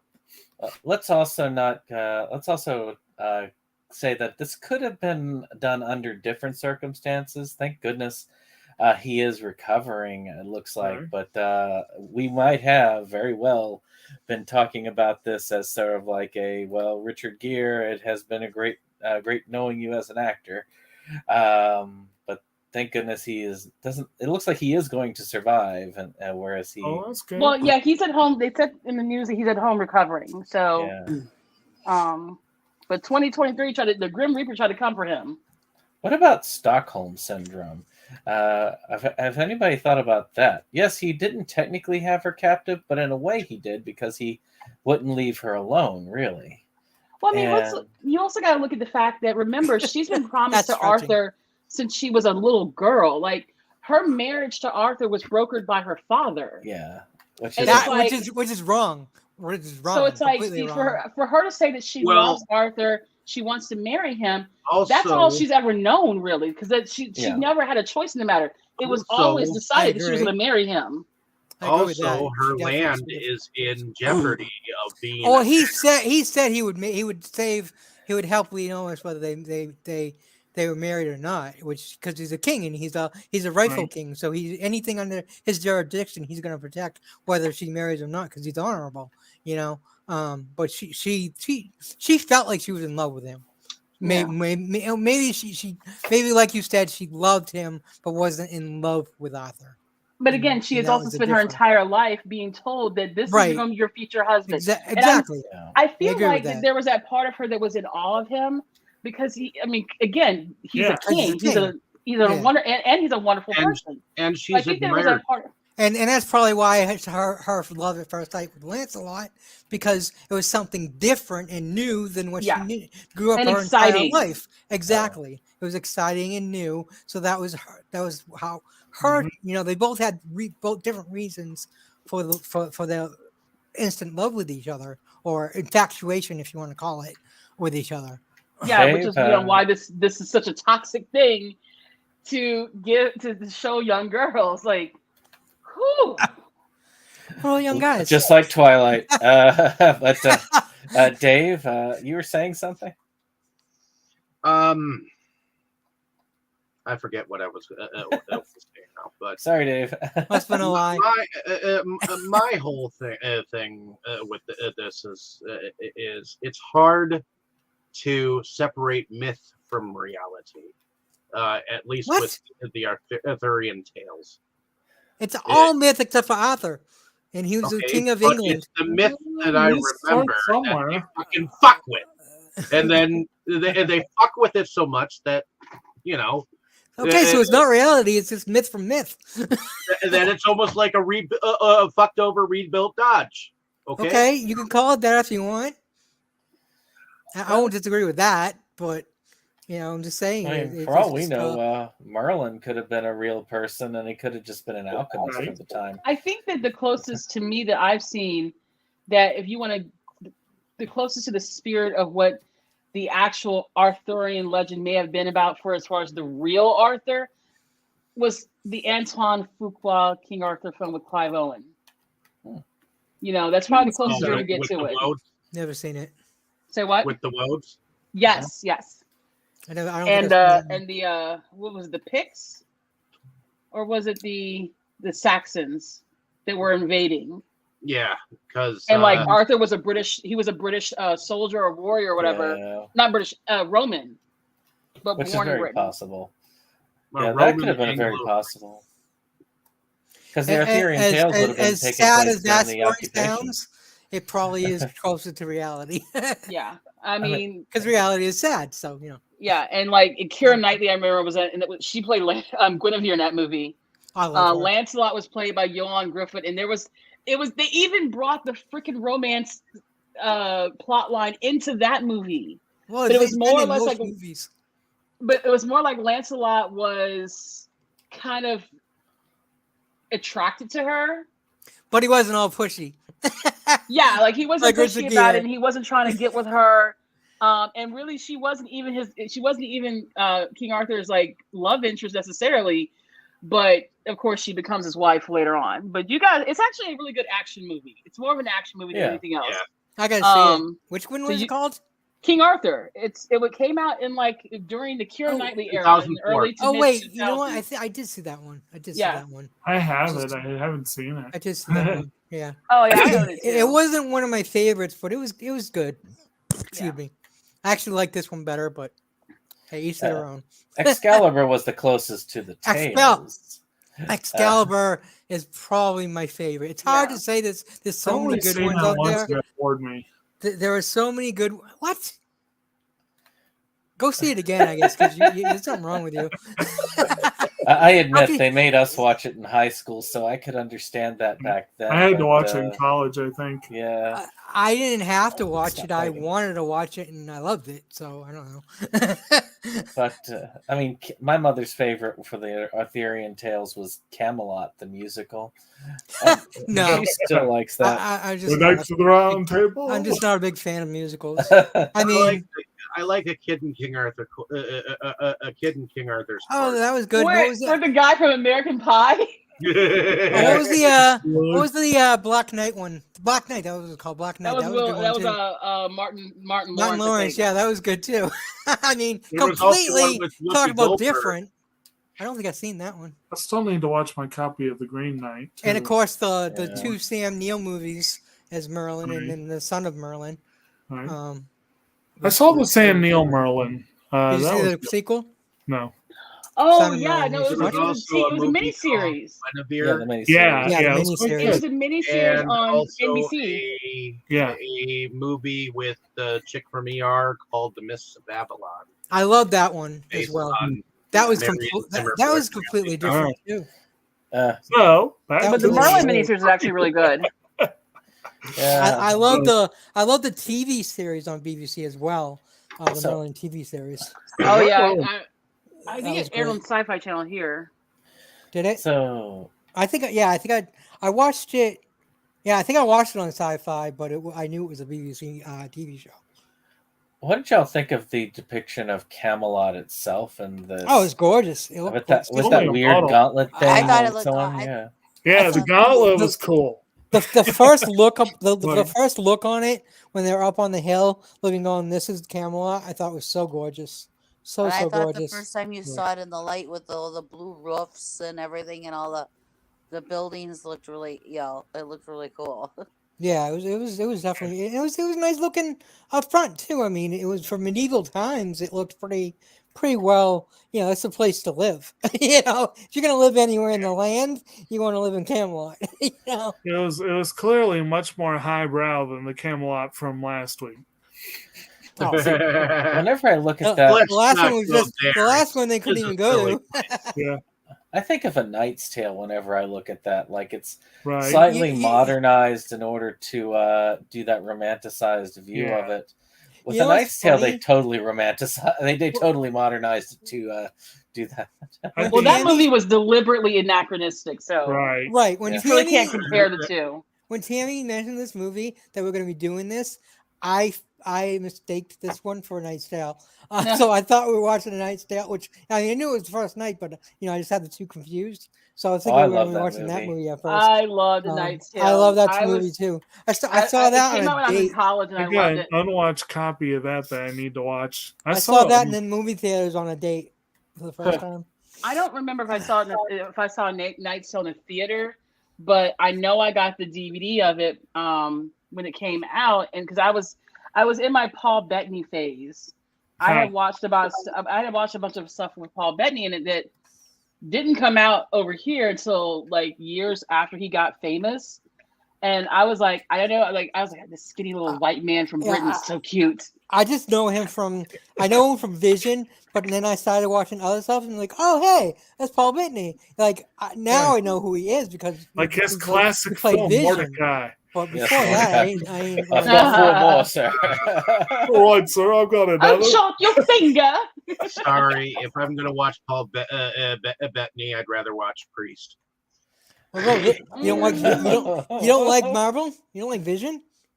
Well, okay, so the Paul Bettany movie, I always recommend. It's one of his earlier films. It's kind of a fucked up movie, but it's a movie called. It's 2 different titles they had for it. There was American title and UK title. I can't remember which one's which, but it's either Mood Swingers or Dead Babies, depending on which version you get. The fuck? Yeah, Dead Babies has to be the UK version, I think. yeah, I think that it because just- it's a slang term or whatever. But Yeah, that sounds basically like the that's gonna be movie, the UK. it's a bunch of friends living in this like country estate of this one friend is really rich, and it's a weekend of hedonistic partying and stuff like that. It's Sounds really fun. it's really not. It's kind of fucked up. But that was the movie Well, that fucked I up first can be saw. fun. But that was the first movie I saw with him in it, and I really liked it. So I always recommend that movie to people. A Beautiful Mind was my first, so I can't really.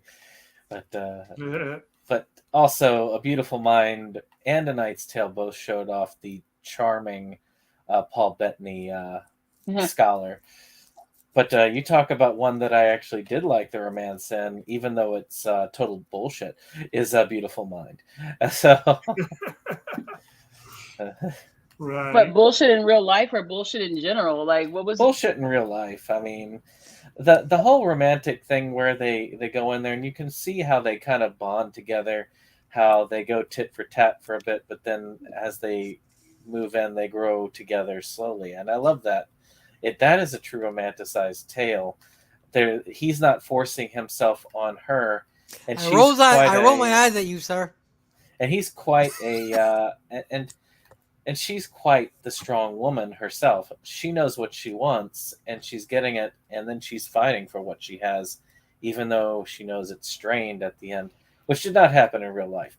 Matter of fact, Nash was a total piece of garbage in real life in many ways, as human being wise, and of course his wife did leave him many times, but they got back together in the end. Yes, they did.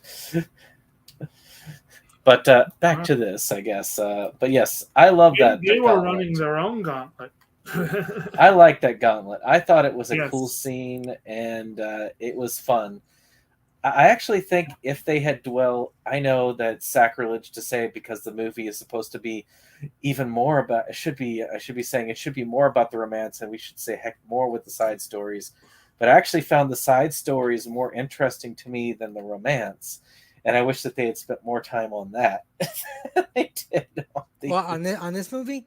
Yes, I liked the side stories I better. agree that the side story is King Arthur. How can you not like the side stories? I mean, as much as a romantic I'm romantic, in my opinion, and so I like romance, and but it's fucking King Arthur. Of course, I love King Arthur, and I love sword and sorcery and everything, which they ain't have sorcery, which we've already complained about. So yeah, how can you not love this side story? But they did because they had Excalibur at the end of it, where they. Well, I mean, sort of. I mean, he never called it Excalibur by name, though. No, they didn't, and they didn't go into the lore, but it was pretty But clear. it did shine in the light right at the end when he went to pick it up. So that tells you right there. And it moved magically fast. Therefore, you knew it was Excalibur. So they did that. They did a hyped up CG to enhance it and make it look like it was moving like at a magical speed. And that was good. I actually like that. Now, I will say the gauntlet scene did underscore an interesting part of the so-called romance with Lancelot and Guinevere, where for one, the Barker up there just straight up offered up her lips to the victor without I know. And she's just like, sir, excuse me? While Arthur's like, he'll be executed tomorrow. She Yes, talked yes, to Arthur exactly. about it, and they discussed it, and then they They both agreed to it. But yeah, and they he was kind of happy when Lancelot didn't kiss her though, because he's a good man. Yeah, right. Well, see, this is what I was going to say. We kind of skipped over the part where before he had kind of forcefully not fully kissed her, but sort of kissed her. And then she was like, no, that, and he's like, okay, well, I promise that I will not kiss you again until until you you asked me to. ask me to. And he And made then that. He kept that promise. he did keep that promise. And this was an interesting scene where he came through the gauntlet because obviously once that was on the table, he was going to run the gauntlet. I mean, it was going to happen. Yep. And he did. He But he pulled it declined the through, kiss. and But everyone's like, impressed. I mean, I would ask him like, in the past, whenever I've had a guy that was overtly forceful and stuff, I would say to them, does that work on most women? Because it's not working on me. So when he forcefully kissed Guinevere and she slapped him, and he was like, "What was that for?" Yeah. It's because he genuinely, you could tell that this shit has worked on women, and every woman he's pulled that move on, it has worked. And he's like, "What was that for?" And she's like, "You insulted me. Like you kissed me without my consent." Right. Yeah. Well, she said something before. She said you insulted me, and then he kissed her, and he's like, "Now I've insulted you." If I remember. Yeah, he did. Yeah. Oh yeah. I forgot about that part. Like he did it again. It's like, God, you're such a prick. Like, But basically, again, that shit worked on other women, but it didn't work on her. But this part, it was kind of interesting because he had made that promise and he intended to keep it, but he also was arrogant enough to believe that in this situation she would kiss him, when she made clear that she wouldn't, at the he end, did a fun little sneaky dance where he managed to save face for everyone.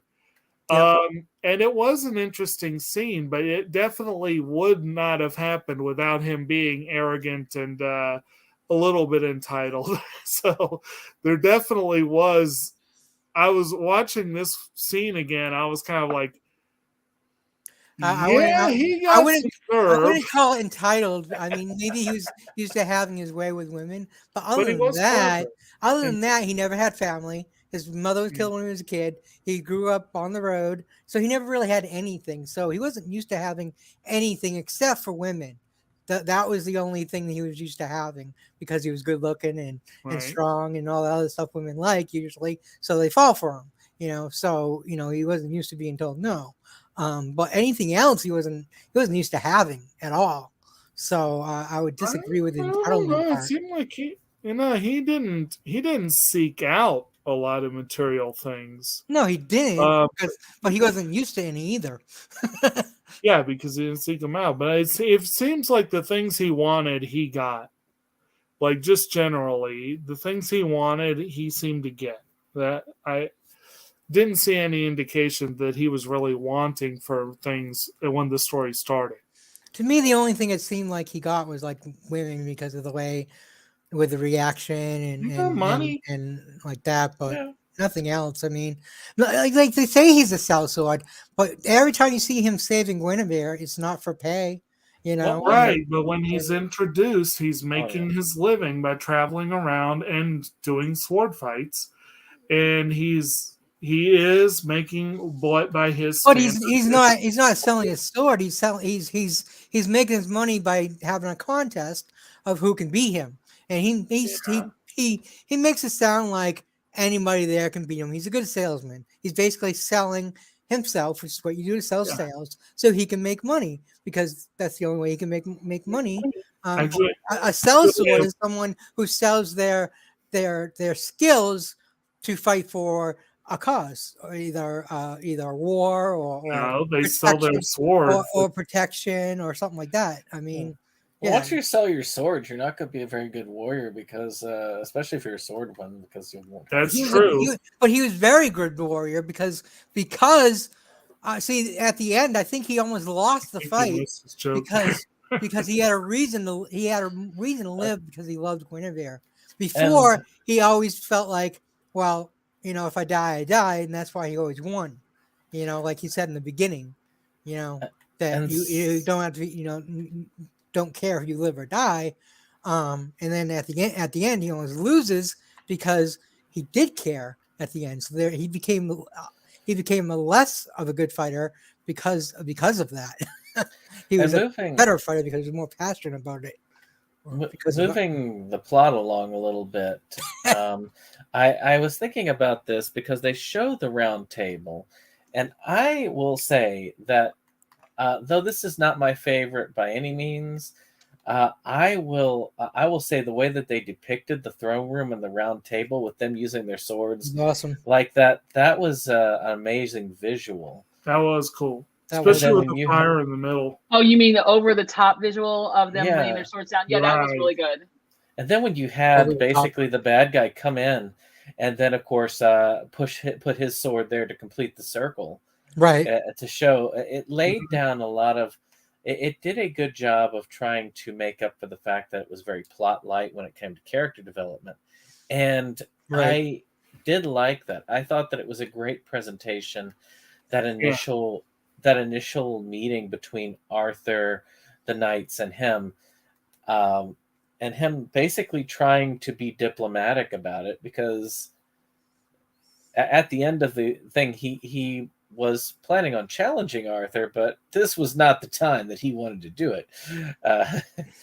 He wanted to build his stuff. He did not want to say, "Yeah, let's go for a full-out war with Camelot." He knew better than that. Well, he did threaten war, though, and of course, King Arthur said, bring it, basically, But something that I noticed that, and this also goes back to the kind of person that Arthur is that even though he knew that Malignant's whole title and everything was bullshit, he still gave him the respect of calling him Prince Malignant, because that's what he wants to be called. Yeah, I was gonna mention that. I was gonna mention that too, and I forgot.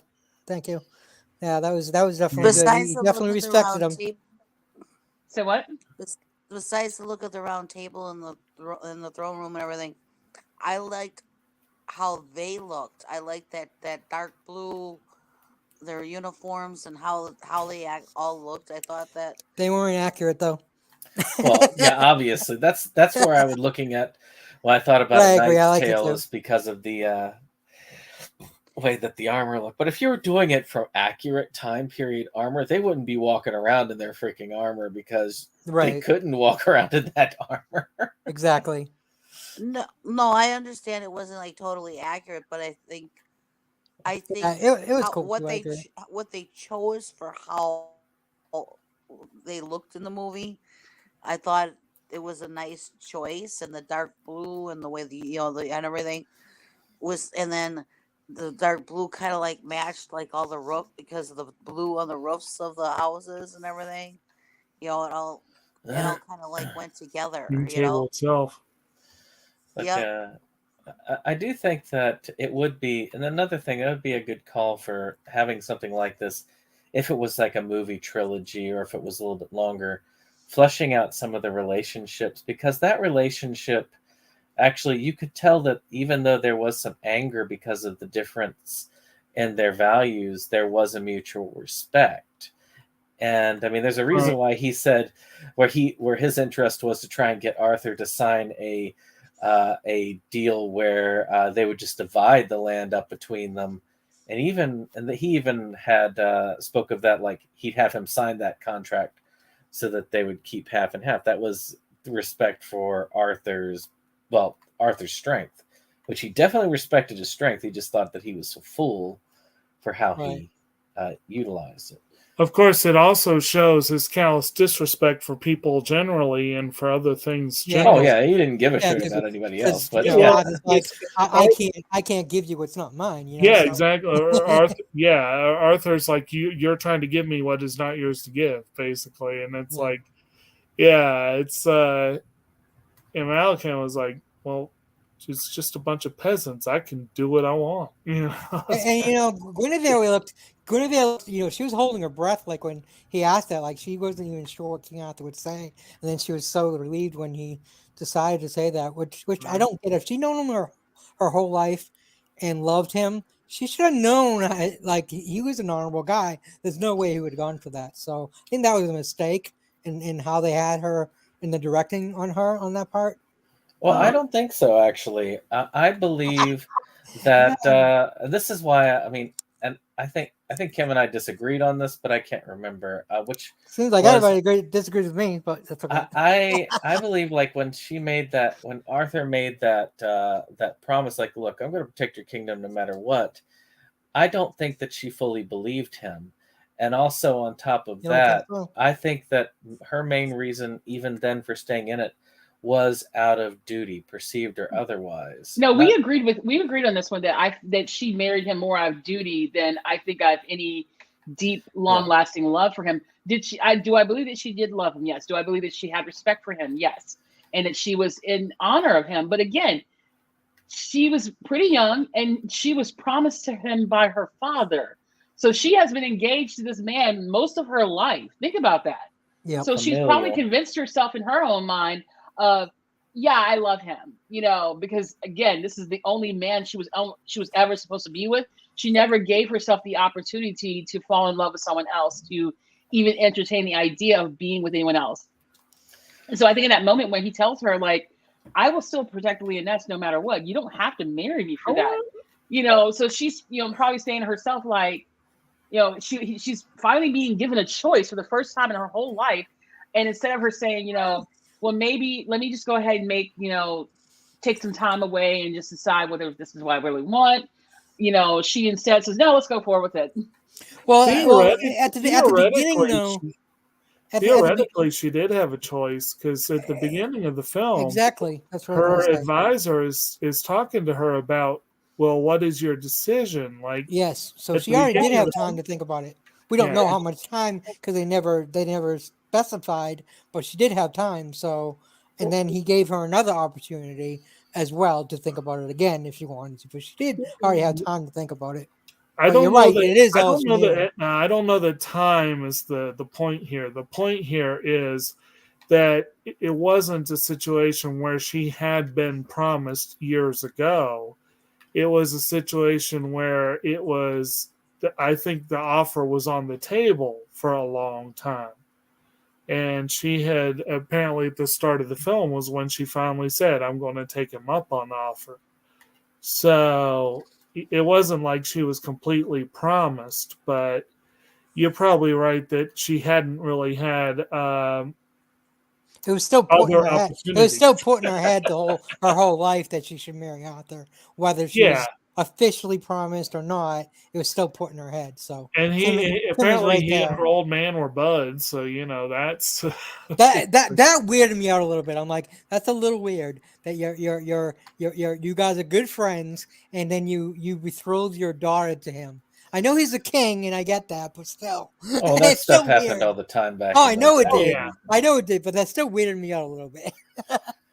But of course, they come in. Now, this is something also that I kind of find interesting, is that he's able to find.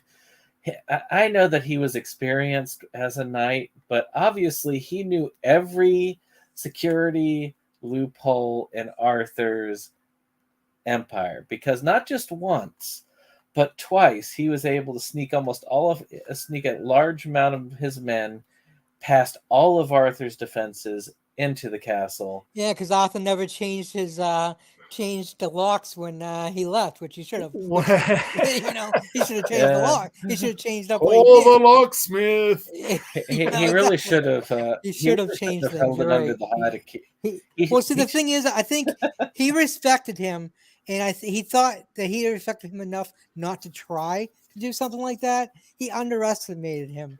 That's the problem. He underestimated the evilness of that he became, because he used to be a knight of the round. So I think he thinks of him as still an honorable man, which of course he isn't anymore. So that's probably why he didn't. He was naive. The part where he got in under cover of night, where his men came in. Yeah, when he went out of there. Yeah. That was the main breach of the castle defenses. The second time, I'm assuming you're talking about at the end. At the end, where he just basically had almost an army worth of men that managed to but go right into it. At the end, that wasn't a breach of Arthur's defenses. Arthur had the gates open and expected full attendance for the trial. That was a major tactical error on his part. Yeah, let's just leave our entire flanks unguarded. Yeah. Right. I mean, they definitely Arthur definitely screwed up both times on that. So, we agree on that. That and again, I think it was because he twice underestimated him. He should have learned after the first time. But as smart as King Arthur's supposed to be in this version, I think they did dumb him down a little bit in that, because he definitely wasn't too bright with that. So that's definitely a plot hole. But he was very smart when they went to Lyonesse. He was definitely smart then. Oh yeah. When it was nice to ask where they were going to set up, and he said there, and he looked at him and said, "But," and Arthur just pointed, because he already had it in his mind that they were going to do a fake setup to lure them there to get them. Right. Well, that was an awesome setup. Well, he was supposed to be tactically smart, and that's the thing. That's why I was saying he was out of character when he screwed up twice. Well, that was because he was emotionally hurt by the betrayal. Maybe the second time, but what about the first time? He could have. Two people that he could have. The second time. The first time, that was a breach. And I'll say this as far as character building. The whole scene where they're at the castle, in quotations, where they're holding Guinevere, and he tells it basically, again, lays out how he is. These peasants have been tearing this down, and his contempt for the ideas, like how could they be allowed to tear down something that was so great? We shouldn't be allowing this to happen. And that, I think that in his mind, that is, again, giving them power ends up lessening lessening the actual power of the strong. And that was a really cool castle set that they had when they did that. With the bottomless pit. Yeah, right. Yeah, it was a very it should have been a very effective jail if it wasn't for Lancelot screwing up the plans. It was a very effective jail. I was like, damn, she doesn't even. I'm like, it's a good thing she doesn't roll around in her sleep, because assuming she's probably gonna. I was thinking she probably would have been there for weeks and like no place to move.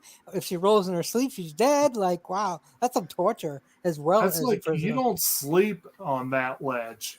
Yeah, I mean, she falls. I mean, eventually gonna fall asleep, no matter how fucking you don't want to. Eventually, your body's just gonna give out, and you're gonna doze off. So and who knows how long she would have been there had it not been for Lancelot to immediately save her for the storyline. I mean, to be fair, Arthur did send a regiment of his guys, so it's not like he wasn't trying. So he didn't personally go. Which, I think he personally should go. I know he's the king, but he loved the woman. Go for your love, man. Listen to wave after wave of my own men. I really think that in other versions, Arthur would have gone himself. He would have fucking gone himself, And then Lancelot would have been right next to him, because they were best friends in other versions and early on. So, and of course, the rescue is what allowed him to get the invitation. And she was right to be like, I'm not sure. I agree with because because she didn't want him there, because like what Kim said, she didn't want him constantly in her face, saying, I love you and be with me type thing, because she knew that she had feelings for him, but she wanted to stay truthful to Arthur. So she didn't want him there at all, because of that, and exactly what she feared would happen did happen. she fell harder in love with him, and she ended up kissing him and almost screwing, getting both their heads chopped off. I think Arthur would have banished them, because I know that he banished them in other stories. So I think that's what he would have done. But of course, we never ended up getting to that because of the attack and stuff. But like in other stories, like it depends on which story you're talking about. Sometimes they were banished, and other times they ran away together. Right. Before he could banish them, which is just right. But he never killed stupid. them in any of the stories that I've seen, anyways. If there was any. I don't think he was going to kill him this Yeah. time, because like Yeah, you exactly. saw, That's like what I'm before saying. Maligan and his people came in, He he loved had both that of them. moment where he was just like, God help me, like where he was Right. he didn't want to do this, like he didn't want to. Right. He loved her too much, and he cared for Lancelot too much. Yep, And exactly. it's He didn't like, want to yeah, lose he them. was wronged, but It was only a know. kiss. It wasn't like they slept together too. I mean, let's Well, but you got to keep in mind that I do agree it was wrong. I'm just saying it was wrong, but I think there's a little bit different degrees. I don't think they should have been killed over a kiss. I'll tell you what. Actually, yes, you can. Because I was gonna say, I don't think you should be. Hitler beheaded his wives for a lot less. I don't think you should be, and I don't think it's right to kill someone over a kiss. Oh, right is not the point of it. Right. Yeah, that's just what I'm saying. Well, he was a good and honorable king, so therefore he would do the right thing. It doesn't matter where he grips it. Stop quoting that movie. Hey, but yeah, when he does find out about them, and then back to that the round table, I did that one comment on the note, like when I had to quote Spaceballs with "nice dissolve," because they had a really awesome dissolve there, where you see him angry, and then you see the fire in the middle of the round table, and the fire shows up first in his eyes, and then it just dissolves into the table. And I just thought that was just a great visual that they did. I didn't notice that. Yeah. But yeah, that is pretty cool. Another great visual was in that battle scene where he goes up against the other army, where the two armies clash at night. I did like the idea of like they set up the fake campsite, and the other group falls for it, of course. But then you look to the trees and you see them lighting the arrows one at a time, and so you just got this red line moving across the trees. That was cool. I thought that was totally cool. The other visual was as they were coming down the hill, and the moonlight was just was bouncing off the armor. Right, they were basically just their silhouettes, and the other army you could see backlit by the fires. Yeah, but yeah, and that's where you could actually tell that Arthur's army and tactics, actually why the villain did not want to have a direct conflict with Arthur in the first place. Yes, Arthur had been. Yes, Arthur, I mean, he was willing to fight Arthur if he had to, and I'm sure that was in his plans eventually, but he didn't want to if he didn't have to, by any means. But again, that's, and that is, of course, the scene that finally won Lancelot over. I think without that fight about that, Lancelot would have probably just taken Guinevere and fled the castle and said, "Yep, got what I want. I'm good."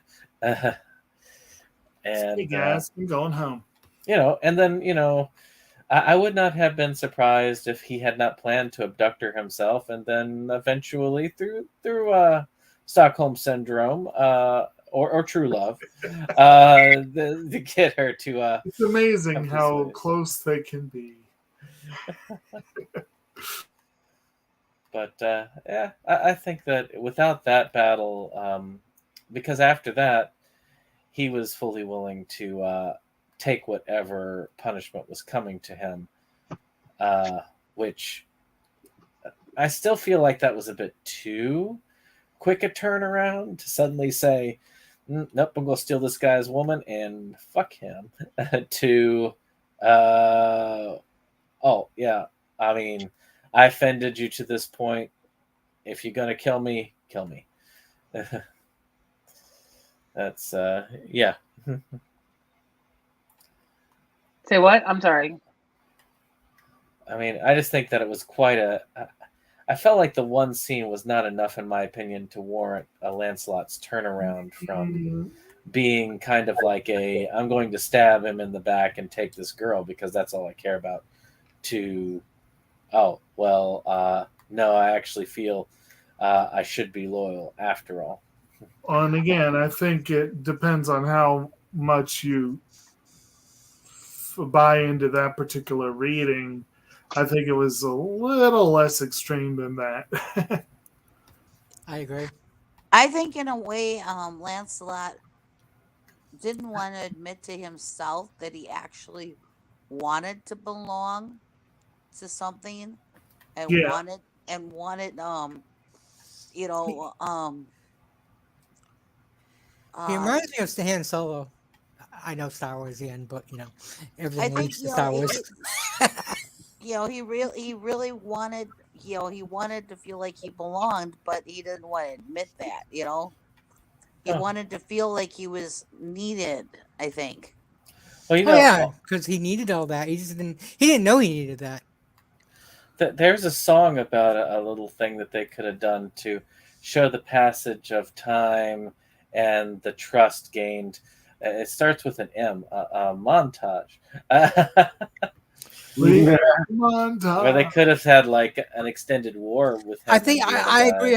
I think this movie definitely, if not a trilogy, it definitely deserved it. It should have had at least another half an hour or so added on where they did a montage and maybe a little bit more character development in other places. So I agree. Either longer movie, a trilogy would probably be best, but at least a half an hour.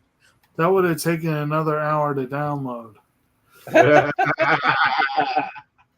Which is a shame that this thing. For you, it's a shame that you have to buy or rent it for the most part. Yeah, I can't believe that it's not. It's a great movie. Well, okay, not everybody agrees it's a great movie, but a lot of people do.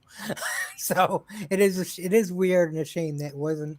It was. I mean, not even Internet Archive has the book, but not the movie. This is twice now that Tammy's pick on Sunday, this past yesterday, was not on Internet Archive either, or Disney Plus. I'll wait until next week. I don't know. I've never heard of that movie. That's a Jacob pick, right? Yep. It sounded like a Jacob pick. Don't worry about that. What's that again? Miller's Crossing. Oh. Yeah. I have no idea what it's about, but it just sounded like something you would pick. Yeah, yesterday we did Something Wicked This Way Comes.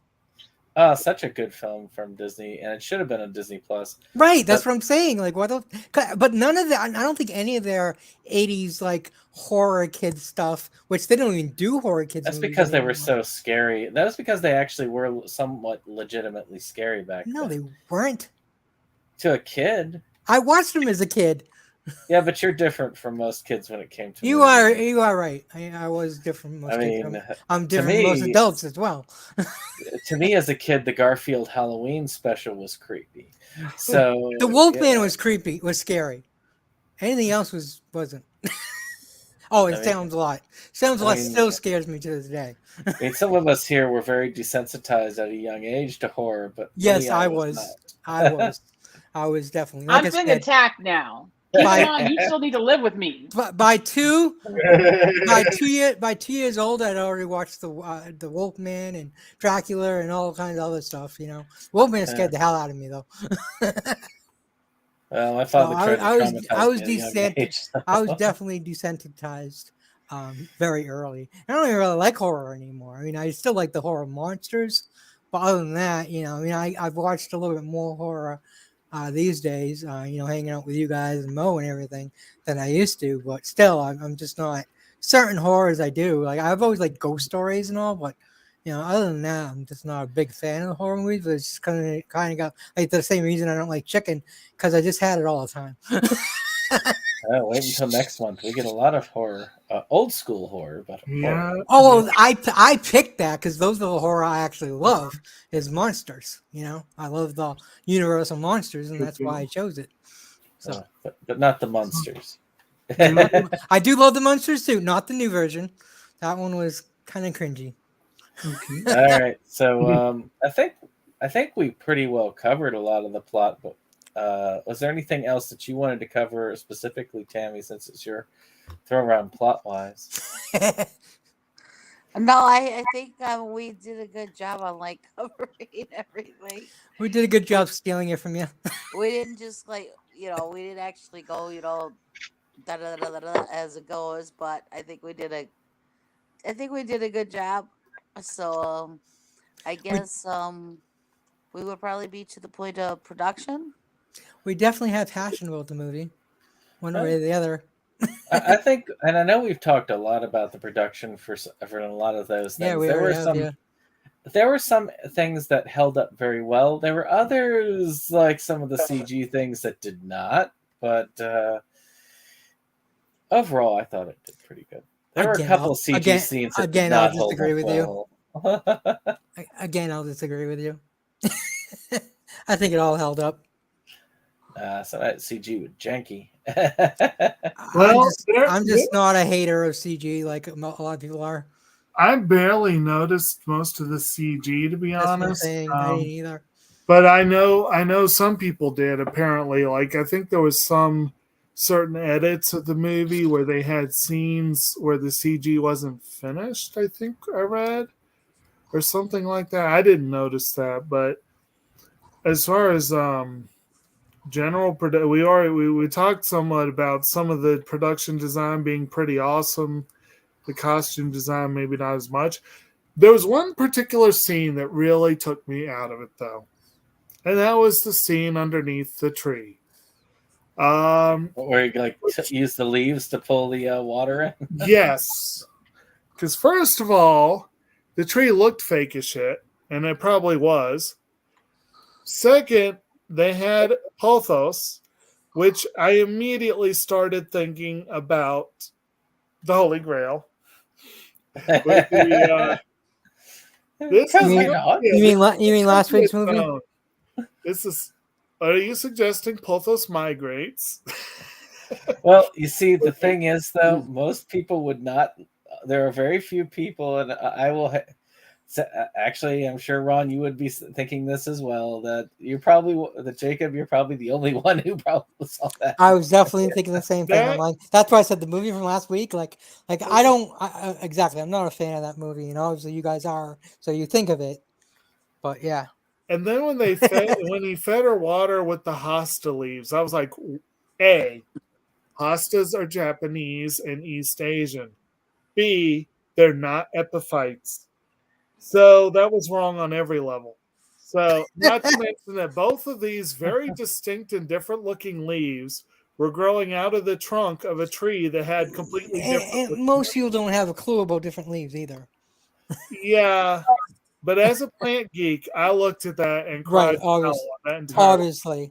But I'm not. Most of course, I did also with that particular scene was also reminded of you and Poison Ivy. Another movie that we recently covered where they discussed Poison Ivy, although it wasn't actually shown. But again, I sat there and I watched them having this horrible, painful, heartbreaking conversation. Oh, the Ernest. And then I was like, they're both going to go. Gee, I'm glad it's raining. But as far as production goes, I did find out a little bit of things that Mark Ryan, who played Lancelot's first opponent in the movie, was also the film's assistant swordmaster. Oh, cool. Oh wow! And that see, where was it? No. Yeah, and he's the Bob one that Anderson was the film's fight choreographer and swordmaster, and he had previously worked as swordmaster on Connery's fight double in the movie Highlander. Oh, nice. That's awesome. I love how they do it. Like Basil Rathbone was probably one of the greatest swordsmen of all time, but he always loses in the movies because he's the bad guy. And there's some things that would be interesting. I'd like to see some earlier takes on Arthur. I mean, the earliest I think I've seen in this, the scene for the Arthurian tales as far as on the screen is Camelot, I believe, because Camelot was prior to Sword and Stone, I believe, because I think Camelot was 60s. But Yeah. No kidding. Well, I It- mean, the Merlin miniseries had a very much Arthur, origin Yeah. story going on there. So, Yeah, it did. Back when like even delving into who his father was, who his mother was, that sort of thing. Uther, and Yeah, Yeah, Uther Uther Pendragon, Pendragon. and Pendragon. his infatuation with Igraine Hmm. and her 3 daughters. You know, Yeah. Camelot was 67. The Sword in the Stone was 63. Now to be fair, so, Dave. yeah. Now to be So fair, 6 Arthur did love his sister. Okay, but when he fell in love with it her, was- he didn't know that it was his sister, and she didn't know it was her brother. So they didn't yeah, know. I know, because Merlin duped him into the whole thing. Depending on the story, it wasn't. Where's Some stories Sweeney was Merlin, but Merlin's good, so I don't Merlin believe set one. that blind date up. You know that shit. Nope, not the ones I like. Nope. Well, I choose not to I'm believe actually that. gonna have to find Merlin again. I feel like I have the DVD, but Which Oh. one? The There's TV a series? collection out there of Or the miniseries? Merlin stuff. the miniseries. I feel like Oh, I yeah. have it on DVD. Oh, the Sam Neill. Yeah, that was great. Yeah, that was actually not a bad one. And of course, I was thinking to myself, well, Jake, you would really be freaked out about the deleted scene where they had the palm trees so that they could get their coconuts in case they didn't have horse. even I know that's wrong, and I don't know shit. Our DVD did not have that deleted scene. Well, you see, that's what happens when you get the full-on Blu-ray. Okay, good to know. That's what happens when you don't download the movie, Dave. No, I'm just kidding. We actually watched it from a physical copy. I know. I was just joking with you because I know you buy physical, but you also download. So Yeah, I have it on physical as a Blu-ray copy. Though we watched I'm it. sure I from have this on physical, but it's in storage. So yeah. I had not actually thought about buying it up until it was there, but I usually like to have a copy of. I mean, shoot, I was just showed off a copy of the Kissology on our pickups, and I don't really even care for the band all that much, but I had to get it because I wanted to get the because we covered Kiss versus the Phantom of the Kiss meets the Phantom of the Park on this channel. You are just as bad as Dave, aren't you? With the owning stuff. Have you seen the collection? Not really. Not. I've seen Dave's way. I mean, like his collection. collection's pretty big, and then when we moved in together, I brought with me almost 1,000 of my own, so which was nothing compared to what he had. I didn't know you were a collector. And their collection began reproducing, and now there are discs that neither of them knew were there. Okay, so to for what Jacob just said, so there was a Chilean film that I fell in love with years ago that I saw on Netflix. What the hell is Chilean? Chile, the country. Chile? Chile. Oh, okay. I've heard of Chile. I just never heard the word Chilean. Yeah, well, it's like saying American or English. I get it. I just never heard anyone say that. So I fell in love with this film. It's called In La Cama. And I was like, okay, it's out of print. Let me see if I can find a copy of it. Get it off of eBay. Brandon goes, babe. I got it. And he pulls the copy that I already ordered a few years ago. I ordered another copy by accident because I forgot. Our collection is that big because I forgot I already owned it. See, what my mother did is she wrote down every single thing she bought. She had a notebook of all her movies. Well, I've got a database. Yeah, but if you're a big collector, you got to do it. You got to do it. I keep trying. I'm having to relearn the lesson of before I go off half-cocked ordering shit on eBay because I'm afraid that it's out of print. I won't be able to get it again. Let me consult with the person who keeps our entire collection in a database and be like, hey, babe, do we already own this? It's definitely a good idea, especially with all the movies he had. Yep. In the process now of having it to where I just need to type it into my phone and I'll know whether I have it or not. See, I'm thinking, what's the current count now? What's the current count? It's over 10,000. I know that much. Holy shit! I have a tote full of movies, and I'm new to collecting. So to me, that's a lot. Well, I know compared to you guys, it's not. but holy shit, man, that's I know wow. David himself has got over 10,000. That's not even including mine. Yeah. Huh. My I've my been- count, and that's not including the some of the stuff that I still have to type in right now, is about 13,483, and that's in physical copies. I've been collecting since 2001 when DVDs first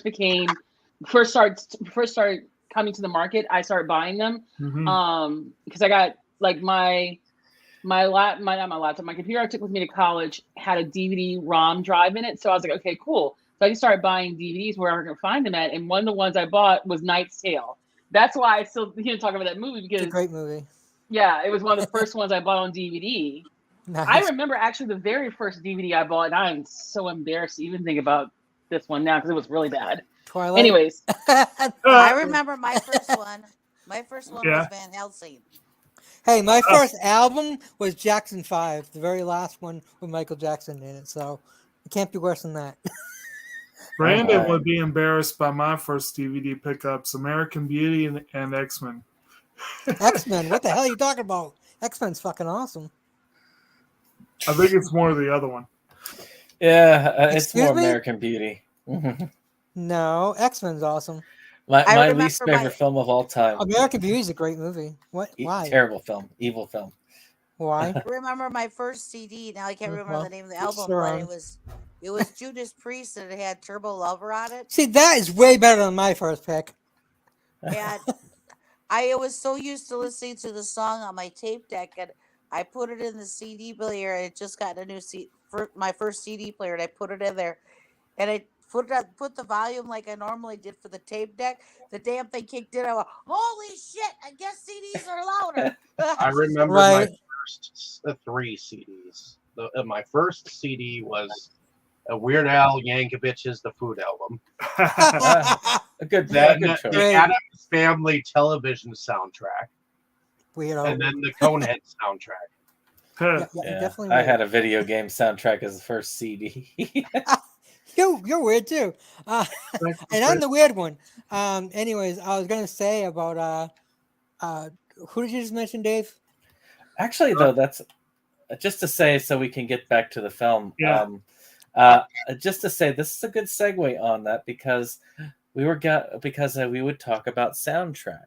Now, I think that the soundtrack is obviously one of those that I considered a good soundtrack because it fit, it did its job, but at the same time, I don't remember it. Yeah. So it's one that kind of faded into the background for me, So, as in it Jerry fit. Goldsmith, isn't it? I think so. Yeah, because it was a fairly decent Jerry name Goldsmith, that did it. yeah. Yeah. Because it fit very well, but I didn't really look at it and go, this doesn't sync well. I just but at the same time, it wasn't one of those like, I need to go out and buy this soundtrack right now. Right. I've never had that thought of Oh, I've had that for owning films. even downloading a soundtrack. I've never thought of it. I mean, okay, I can't say never. Once in a great blue moon, I'll say, wow, that's an awesome soundtrack. I would own it. There are But soundtracks. There's about maybe 2 movies I would, and I love how much I love Star Wars, and that is not one of them. But just because I just watched Star Wars. Star Wars is one of those that I could see somebody sitting there and listening. Oh, I to definitely the could sit there and listen to just the soundtrack, but I'd rather just watch the movie and enjoy all of it. So. I mean, I know like one that was right away would be one of Jacob's favorites, Oh Brother Where Art Thou? That's one that, in my opinion, the soundtrack actually is just as awesome on its own as it is incorporated. The soundtrack to my favorite musicals, or both favorite musicals actually. The 2 we covered, the Beatles one and the one that Rock of Ages. I couldn't even think of the name of it. Rock of Ages, I would say the soundtrack was better than the film, but that's my. I love the film, but I agree with you because the soundtrack was just fucking awesome. Jerry Goldsmith was missing Motley Crue though. Right. Yeah, so Jerry Goldsmith, but did anybody actually have a difference of opinion on my end? Did anybody actually feel like it was a soundtrack so awesome that you would feel like you'd want it on its own. It's impressive because apparently he made it on a very tight schedule. But yeah, if you don't know anything about it, you're just watching the movie, it fits the movie well. But yeah, I wouldn't have gone out and bought it. A Knight's Tale soundtrack was better. Well, Knight's Tale, again, it's contemporary, so it was all about there. Like, I mean, that scene great. in the that scene with the ball where you got we will rock you. I mean, shoot, I will always remember the scene in the ball where they played Golden Years with by David Bowie, and they got the weird fashion that you would never see in medieval times, but at the same time. That's why awesome. I mean, always that movie is somewhat of a parody, and it's hilarious. It's a great movie, but definitely not supposed to be taken seriously at all. Was there anything else on the music or the soundtrack? Nah, not on my end. Yeah. I don't even really remember it. It was there, and it didn't distract me from the movie, so I guess it did its job. It was serviceable. Right. Yeah, I don't really remember it. So, So other than favorite scenes, Tammy, did you have anything else that you wanted us to call out on top of that, like a favorite King Arthur movie or character, anything like that you'd want us to put on top of favorite scenes? Both of those. I think we kind of went over everything. We didn't go over favorite scenes or favorite characters or our favorite. Okay, a little bit of our favorite. Well, we're gonna be doing that. Yeah, that's not what he asked. So, like I say, did you have anything other than favorite scenes that you wanted to add on to it, like a favorite King Arthur movie or favorite character? Yes. No. Okay. Well, favorite scenes then.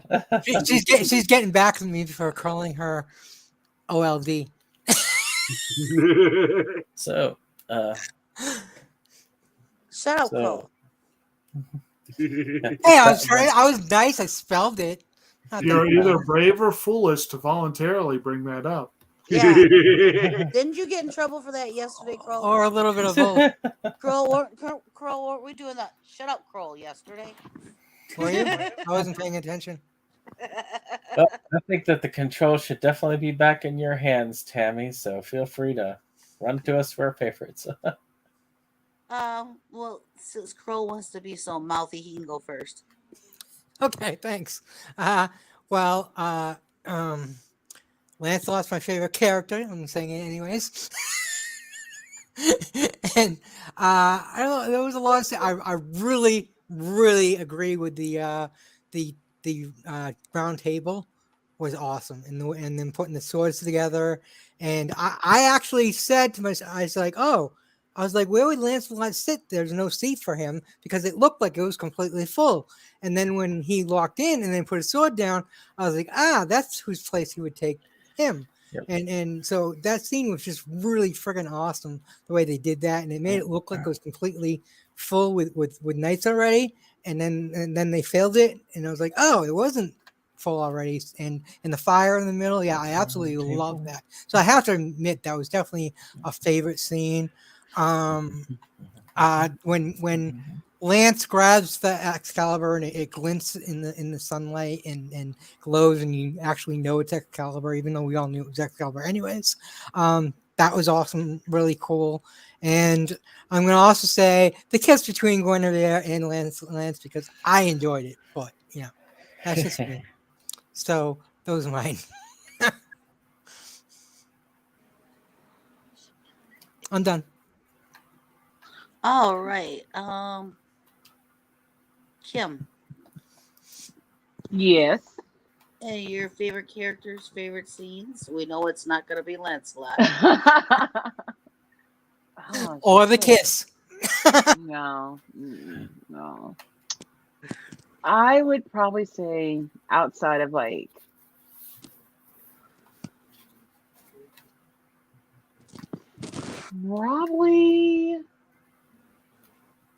the guy in the beginning that Lancelot fights, because he just seemed like such a nice guy. And he seemed like, he's like, how do you do that? I liked him better. I did not like Lancelot, did not like Guinevere. I like Arthur, but again, he's so one-dimensional. Yeah. So it's kind of hard. I mean, damn, this is kind of like American Beauty. Like, it's hard to like some of these people. I like that movie. It's just like it's hard to like these people. Like, it's hard to like, Lancelot because I'm supposed to like him. That's what society tells me. I'm supposed to like him, but I just don't. And Guinevere, man, fuck that bitch. These hoes ain't loyal. Wow. And we don't get to know a lot about the knights, the other knights. No, we should have. Okay. Honestly, Maligant, because he's such a fucking villain. Like he's just a prick. Like he's out. I'm like, you got this man out here calling himself a prince. You got him. All these people are following behind him, and it's like, how, Sway? How did you? What are you, the Pied Piper of assholes? Like, what do you, Ooh, I like that. now you remind me of me voting for the turkey as my favorite character in the Thanksgiving horrible movie we watched. All the main characters just sucked. I was like, I want them all to die. Root for the turkey. I like the scene where you can see like how much of a bunch of followers his people are, and how he's enjoying having this the power over them. Was a scene that after they kidnapped Guinevere, and he's like, "Your dress is spoiled, my lady," and he's like, "Ralph, did you do this?" And yes, he's like, "No." Well, no. First he says no, and then he hits him. He punches and breaks his nose, and then afterwards he rips off Guinevere's dress, and then he asks the guy again, "Did you do this?" And he's like, "Yes, my lord." And he's like, "See, this is what Arthur gets wrong. Men don't want brotherhood; they want leadership or some shit like that." And it's like, that was my favorite scene because it definitely showed the kind of person Maligant how evil he was, how evil he is, and how again the people who follow behind him are just stupid. Ben Cross is a great actor. He was the one who played Mortigan. Was a great actor. He died. Yeah, he died like a few years ago or a couple years ago. Wow, I didn't hear about that. Wow, he I want to say this was during the pandemic. He died. Let me double check. Nope, 2020. He died it COVID in 2020. Yeah, must have been like right before pandemic. No, he died of cancer in August 2020. Oh, jeez, big C. So he had cancer. Just I guess no one really knew. I didn't even realize he had died. So yeah, he was a good actor. That's a sad thing. I remembered when he played Barnabas Collins, and he played a Dracula, and his name's Ben Cross, which I think is so hilarious, playing vampires. Yeah, he played in the Dark Shadows. Yeah, that was a horrible show, but he was good. But the remake was horrible. All right. Moving on then, or is that all, Kim? Yeah. Okay, how about Jake? Well, it is hard to pick a favorite character in here. I think back in the day I would have said Arthur because he's such a noble character, but he also is kind of a little thinner on the page than he could be. I enjoy both Guinevere and Lancelot. Most of the others, there's just not much there. Kind of meh. They're kind of just there. Yeah, they're just kind of there. Although we haven't really mentioned Ralph, and again, I think Ralphie just reminded me eerily of Mark Zuckerberg, which made it fitting that he was the villain's henchman. Yeah. I can but as far as scenes and moments, I mentioned a couple of the visual moments that really impressed me, and I liked a couple of those visual flourishes. I've always enjoyed the gauntlet scene. I just thought that was a lot of fun.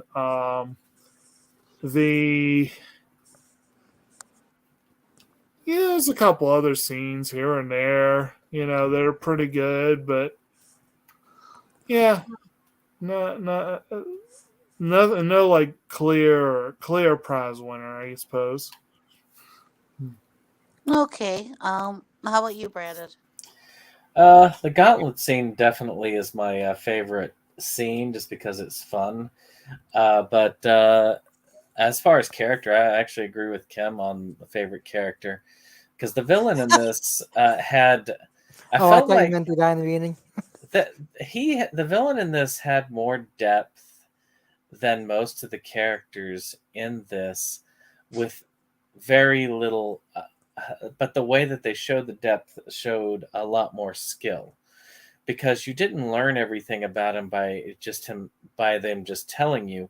You had to see little things, little Action, flourishes, like when he's talking about the peasants taking away from once a great castle, or him doing his eating there, his talk with Arthur, in that scene at the round table where he puts his sword down there. I really thought he was. I mean, obviously he's a villain. I'm not going to love him as love the character, but I think that as far as playing the character well and having a good fleshed out character, he's probably one of the best fleshed out in the movie, where the only two characters that are supposed to matter are Lancelot and Guinevere. So, yeah. I agree. It was definitely well fleshed out, and Pencross did an incredible job. I just disagree that he was the best, but Simply the best. good song. All right, David. All right. Favorite character? It's tough. Because when I first saw this, yeah, okay, I saw it as a romantic film, but now sitting back and listening to all of your lovely opinions, You change your mind, man. Stand up for yourself. I'm in the middle. I'm the most opinionated person here. Because it is kind of a mess, I mean, I mean, Lancelot is kind of rapey, No, he's not. You know what? Yes, he is. Nope. You're just listening to the Peanut Gallery. Just a tad rapey, but I Just a disagree. little. A little just bit. a little. I disagree. He Just a kissed tad. her. He only kissed her. He didn't grab her. He didn't rape her. Morgan was more rapey than her. He ripped her dress off. He was sucking on her lip.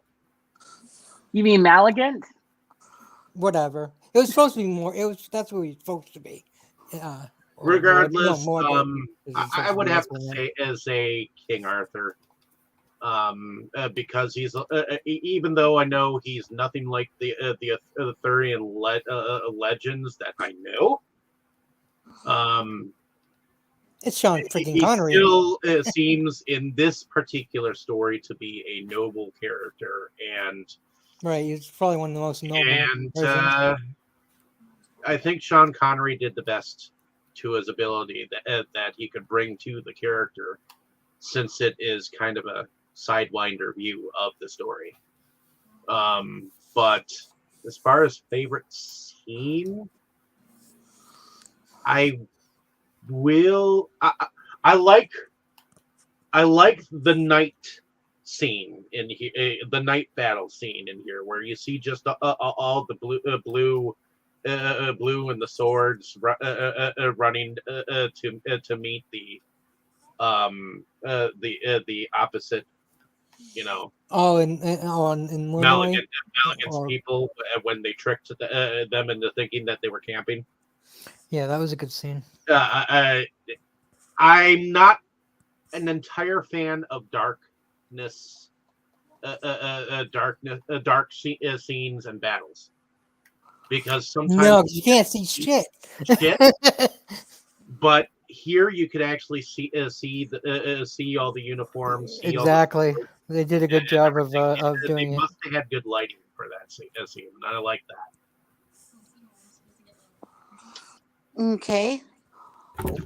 Well, for me, it's a toss up between Lancelot and King Arthur, because I really like Sean Connery as an actor, and I think he does portray him as a very noble King Arthur. So is that your favorite? But I do still like Lancelot, but thanks to Kim, I see Lancelot in a whole different way right now. But Kim did not dissuade me. She tried. I'm not though. here trying to dissuade anybody or to convince anyone. I'm here to sit there and say my opinion and how give I her feel about his opinion. punk ass. Right. And I guess know. I'm kidding. I kid with you. I kid with you. I thought you brought an interesting opinion. It made a very interesting podcast, I think. Hey, some people are Team Edward, some people are Team Jacob. Hey, at least we had. At least it was me and you arguing more than me and Dave. Usually it's me and Dave, so it was a nice change. as far as scenes go, I had a couple favorites. I mean, I really like that beginning with that sword fight because that's always been one of my favorites, you know. And You mean when he's trying to get money from the people? well, just the fight, you know, I thought it was cool. Yeah. And I like Yeah, they were good that fights. when they had that when they were going to Lyonesse and the battle took place when they're coming down the hill and it's just the moonlight on King Arthur's, you know, army coming down that hill, the way that moonlight hit and you just saw it bouncing off of their armor and everything. I just thought that scene just looks so neat, you know. And I have to agree too. I think Jake, did you mention that about how all the arrows lit right down the line like that? Yeah. That looked really cool. So, and I guess that would be about it. Yeah, right. Unless anybody else has anything. I actually. Anybody but Kroll have anything to add? Yeah. Well, damn. Call it throw, right? Tell me how you really feel. Well. Denied. But anyways, so I guess we're at our outros. So let's go with Kroll, since you're the loudmouth in the group. Why don't you tell us a little bit about yourself and what you do? You want me to start? You know, I'm just going to interrupt all through anyways. You know, just kidding. I won't interrupt outros. I'm Kroll, a.k.a. Ron, loudmouth of the group, as you noticed. At least on this film anyways, and some others. Yeah, I enjoy video games. I enjoy reading and writing, and I enjoy watching TV and watching movies, and love talking about them and discussing them and arguing about them sometimes. It's fun, all in good fun. Don't get me started on Star Wars and Star Trek. Okay. Yeah, well, yeah. So I don't have my own YouTube channel, but I am on this podcast. I'm on Dave's podcast on Sunday, and I'm on a bunch of other podcasts here and there, and anime once a month. So I'm around. I'm not. I don't have my own official channel, but I'm around. You never know when you'll see me or hear me. In this case. Alrighty. Kim, why don't you tell us a little bit about yourself and what you do? I'm Kim. I'm SeptumSin's wife, actually. I have my own YouTube channel, but I haven't really been paying attention to the YouTube channel lately because, whatever. So I actually pay more attention to my TikTok, and my name is Kim Create Stuff on both of those, on TikTok and YouTube. So come find me there if you want to hear me talk about the British royal family and see my day in a life type content and stuff. Well, we did just watch a South Park episode about it. Right. Oh my God, don't get me started. I love South Park. Alrighty. Heading over to you, Jake. Why don't you tell us a little bit about yourself and what you do? I'm Kotobukijake. I'm the co-host on SeptumSin versus World, where we talk about physical media in all its forms. And we do have periodic anime discussions. We got one coming up this month for one of my own selections, an old out-of-print series called Karin, aka Chibi Vampires, the name the manga was released under here in the States. It's a pretty interesting, fun show, and it looks like we're going to have a lively discussion on it. So you'll have to join us next week for that. And I'm sitting here thinking about another anime that I hope we get to cover in the next year. Because we were talking about characters related to Arthurian legend that set made an impact on us.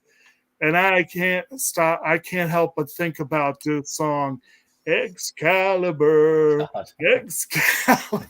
What's that from that Camelot musical? I'm looking for heaven. I'm going to California. Excalibur. That's from Soul Yes. Eater. That's going to be a fun one to hit. Excalibur is a far more annoying character than anyone in this movie. And it's fun. It's good fun. But but anyway, I spend a great deal of time working.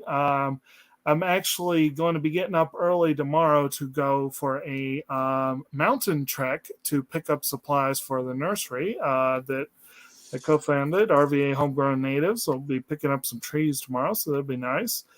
But I still try to find time to get some movies watched to come on and join these fine folks each week and talk about a wide range of stuff. And actually, my choice coming up next week, my birthday choice, is going to be good times. And Dave, you want me to do that now or at the end?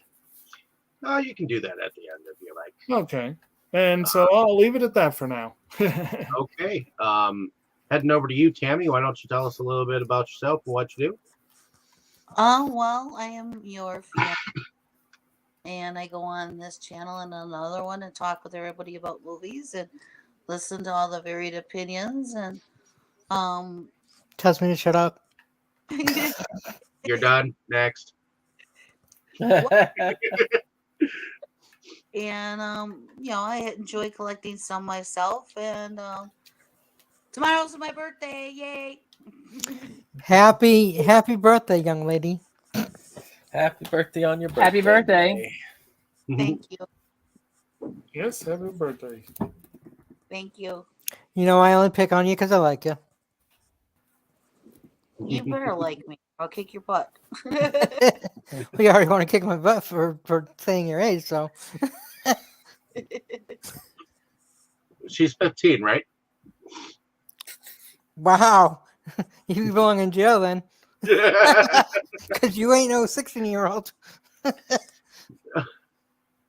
anyways. Well, that might be about how much he acts, but. Hey, and I didn't even say it. Yay. But anyways, heading over to Brandon here. Why don't you tell us a little bit about yourself, what you do? I'm SeptumSin, a SeptumSin versus the world. Of course, we like the physical media here. We're kind of wrapping up as time goes on to cover Jake's birthday and pickups. So he gets his final birthday pickup next week, but we had a fun pickup run this week. So that's all, of course, enjoyable. I am also on with another podcast called Schlockaholics, where we discuss movie schlock, and we cover both full-length and short films. Our selection this week is going to be the Alex Leba movie, which is a YouTuber, a physical media YouTuber. He made a movie, and I looked at it and thought it was very interesting. So that was the whole of that one, and we look forward to that Sunday. That's going to be we're going to go on because the director himself will be on with us. So we decided to try and go for that. The director? Alex Leba. The guy is the inspiration for it. Cool. I haven't heard of that one. And my name is David Streggy. I'm one of the founding fathers of Inside Movies Galore. So thank you for coming along on with us on this journey as we continue to talk about movies above and beyond. It's been fun, and I know we've got some more films down the road in store, but I also moonlight under a different channel called Delusions of Grandeur, where I also podcast with some of you heartless hinds here. Get him, Tammy. Where we go on and podcast about movies of all kinds as well. And I think we have a lot of fun there too. I think this last week we discussed Yeah, come listen to me and Dave argue. Something Wicked This Way Comes. And And in our household, we nicknamed it Something Furry This Way Comes. and this coming Sunday, I believe we're going to be discussing Zack Snyder's Justice League. My pick. My goodness, she'll be there all day long.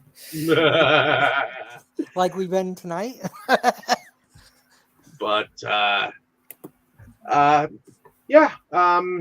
But I also do some video pickups and video reviews on the channel. So come give us a like and a share. And also, I'm putting together an anthology that we're picking up and doing some more scenes this next coming week or weeks. Hopefully, I'll get Forrest's stuff in the can at least by March, and in fact, the trailer will not only be in one but two, in front of two movies coming soon. So Nice. I was gonna say, I know that Doomsday Stories is about to release, and that's gonna have. Yep, and I was just asked by Joel. I could do 187 times as well. I think he said one of his movies. I'm assuming that it would be 187 times that it's going to be in front, but it's releasing around the same time, and he's asked if I wouldn't mind being on there, and he likes the trailer, so Yeah, very cool.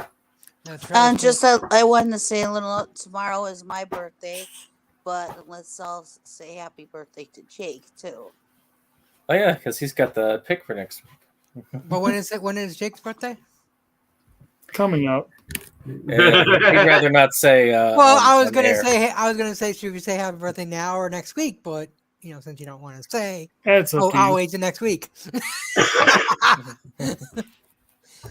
Dude, what do you care? You're a guy. You don't care about your age. I'm way older. I'm older than you. Yeah, you might be older than me, but the hell, I don't care about my age. And why don't you go ahead and say what you were going to say, Jake? I'll be like Kikuko Inoue and say I'm always 17. I mean, I say I'm 25, but my daughter, who is almost going to be 29, disagrees with me and says the math doesn't add up. So, Sorry, what were you saying, Dave? I was saying, didn't you have something more to relay? Oh, yeah. So, regards next week. We are going to be veering sharply away from Arthurian legends and to the Prohibition era of the United States. Very different time and place. The last 4 years, we have, for my birthday picks, covered 4 different films by Joel and Ethan Coen. And we'll be doing a 5th one, their classic 1990 gangster drama, Miller's Crossing, starring Gabriel Byrne and Albert Finney. And it's going to be good times. The best Scrooge. Yeah. All right. Featuring a Carter Burwell score that may be the best score ever made for a movie. Oh, John Turturro is in it too. I like him. Yep. I'm looking it up. And on that note, ladies and gentlemen, hopefully you've enjoyed our discussion on a first night. And if you liked our discussion, let us know down in the comments whether you did or didn't. And if you have not seen the movie, go out and see it. And that being said, let us all say good night. Good night. Good night, To the all. ones- Good night. And remember, Richard Gere is not rated towards women, only hamsters. Sorry, just had to say that. Good night. Good night.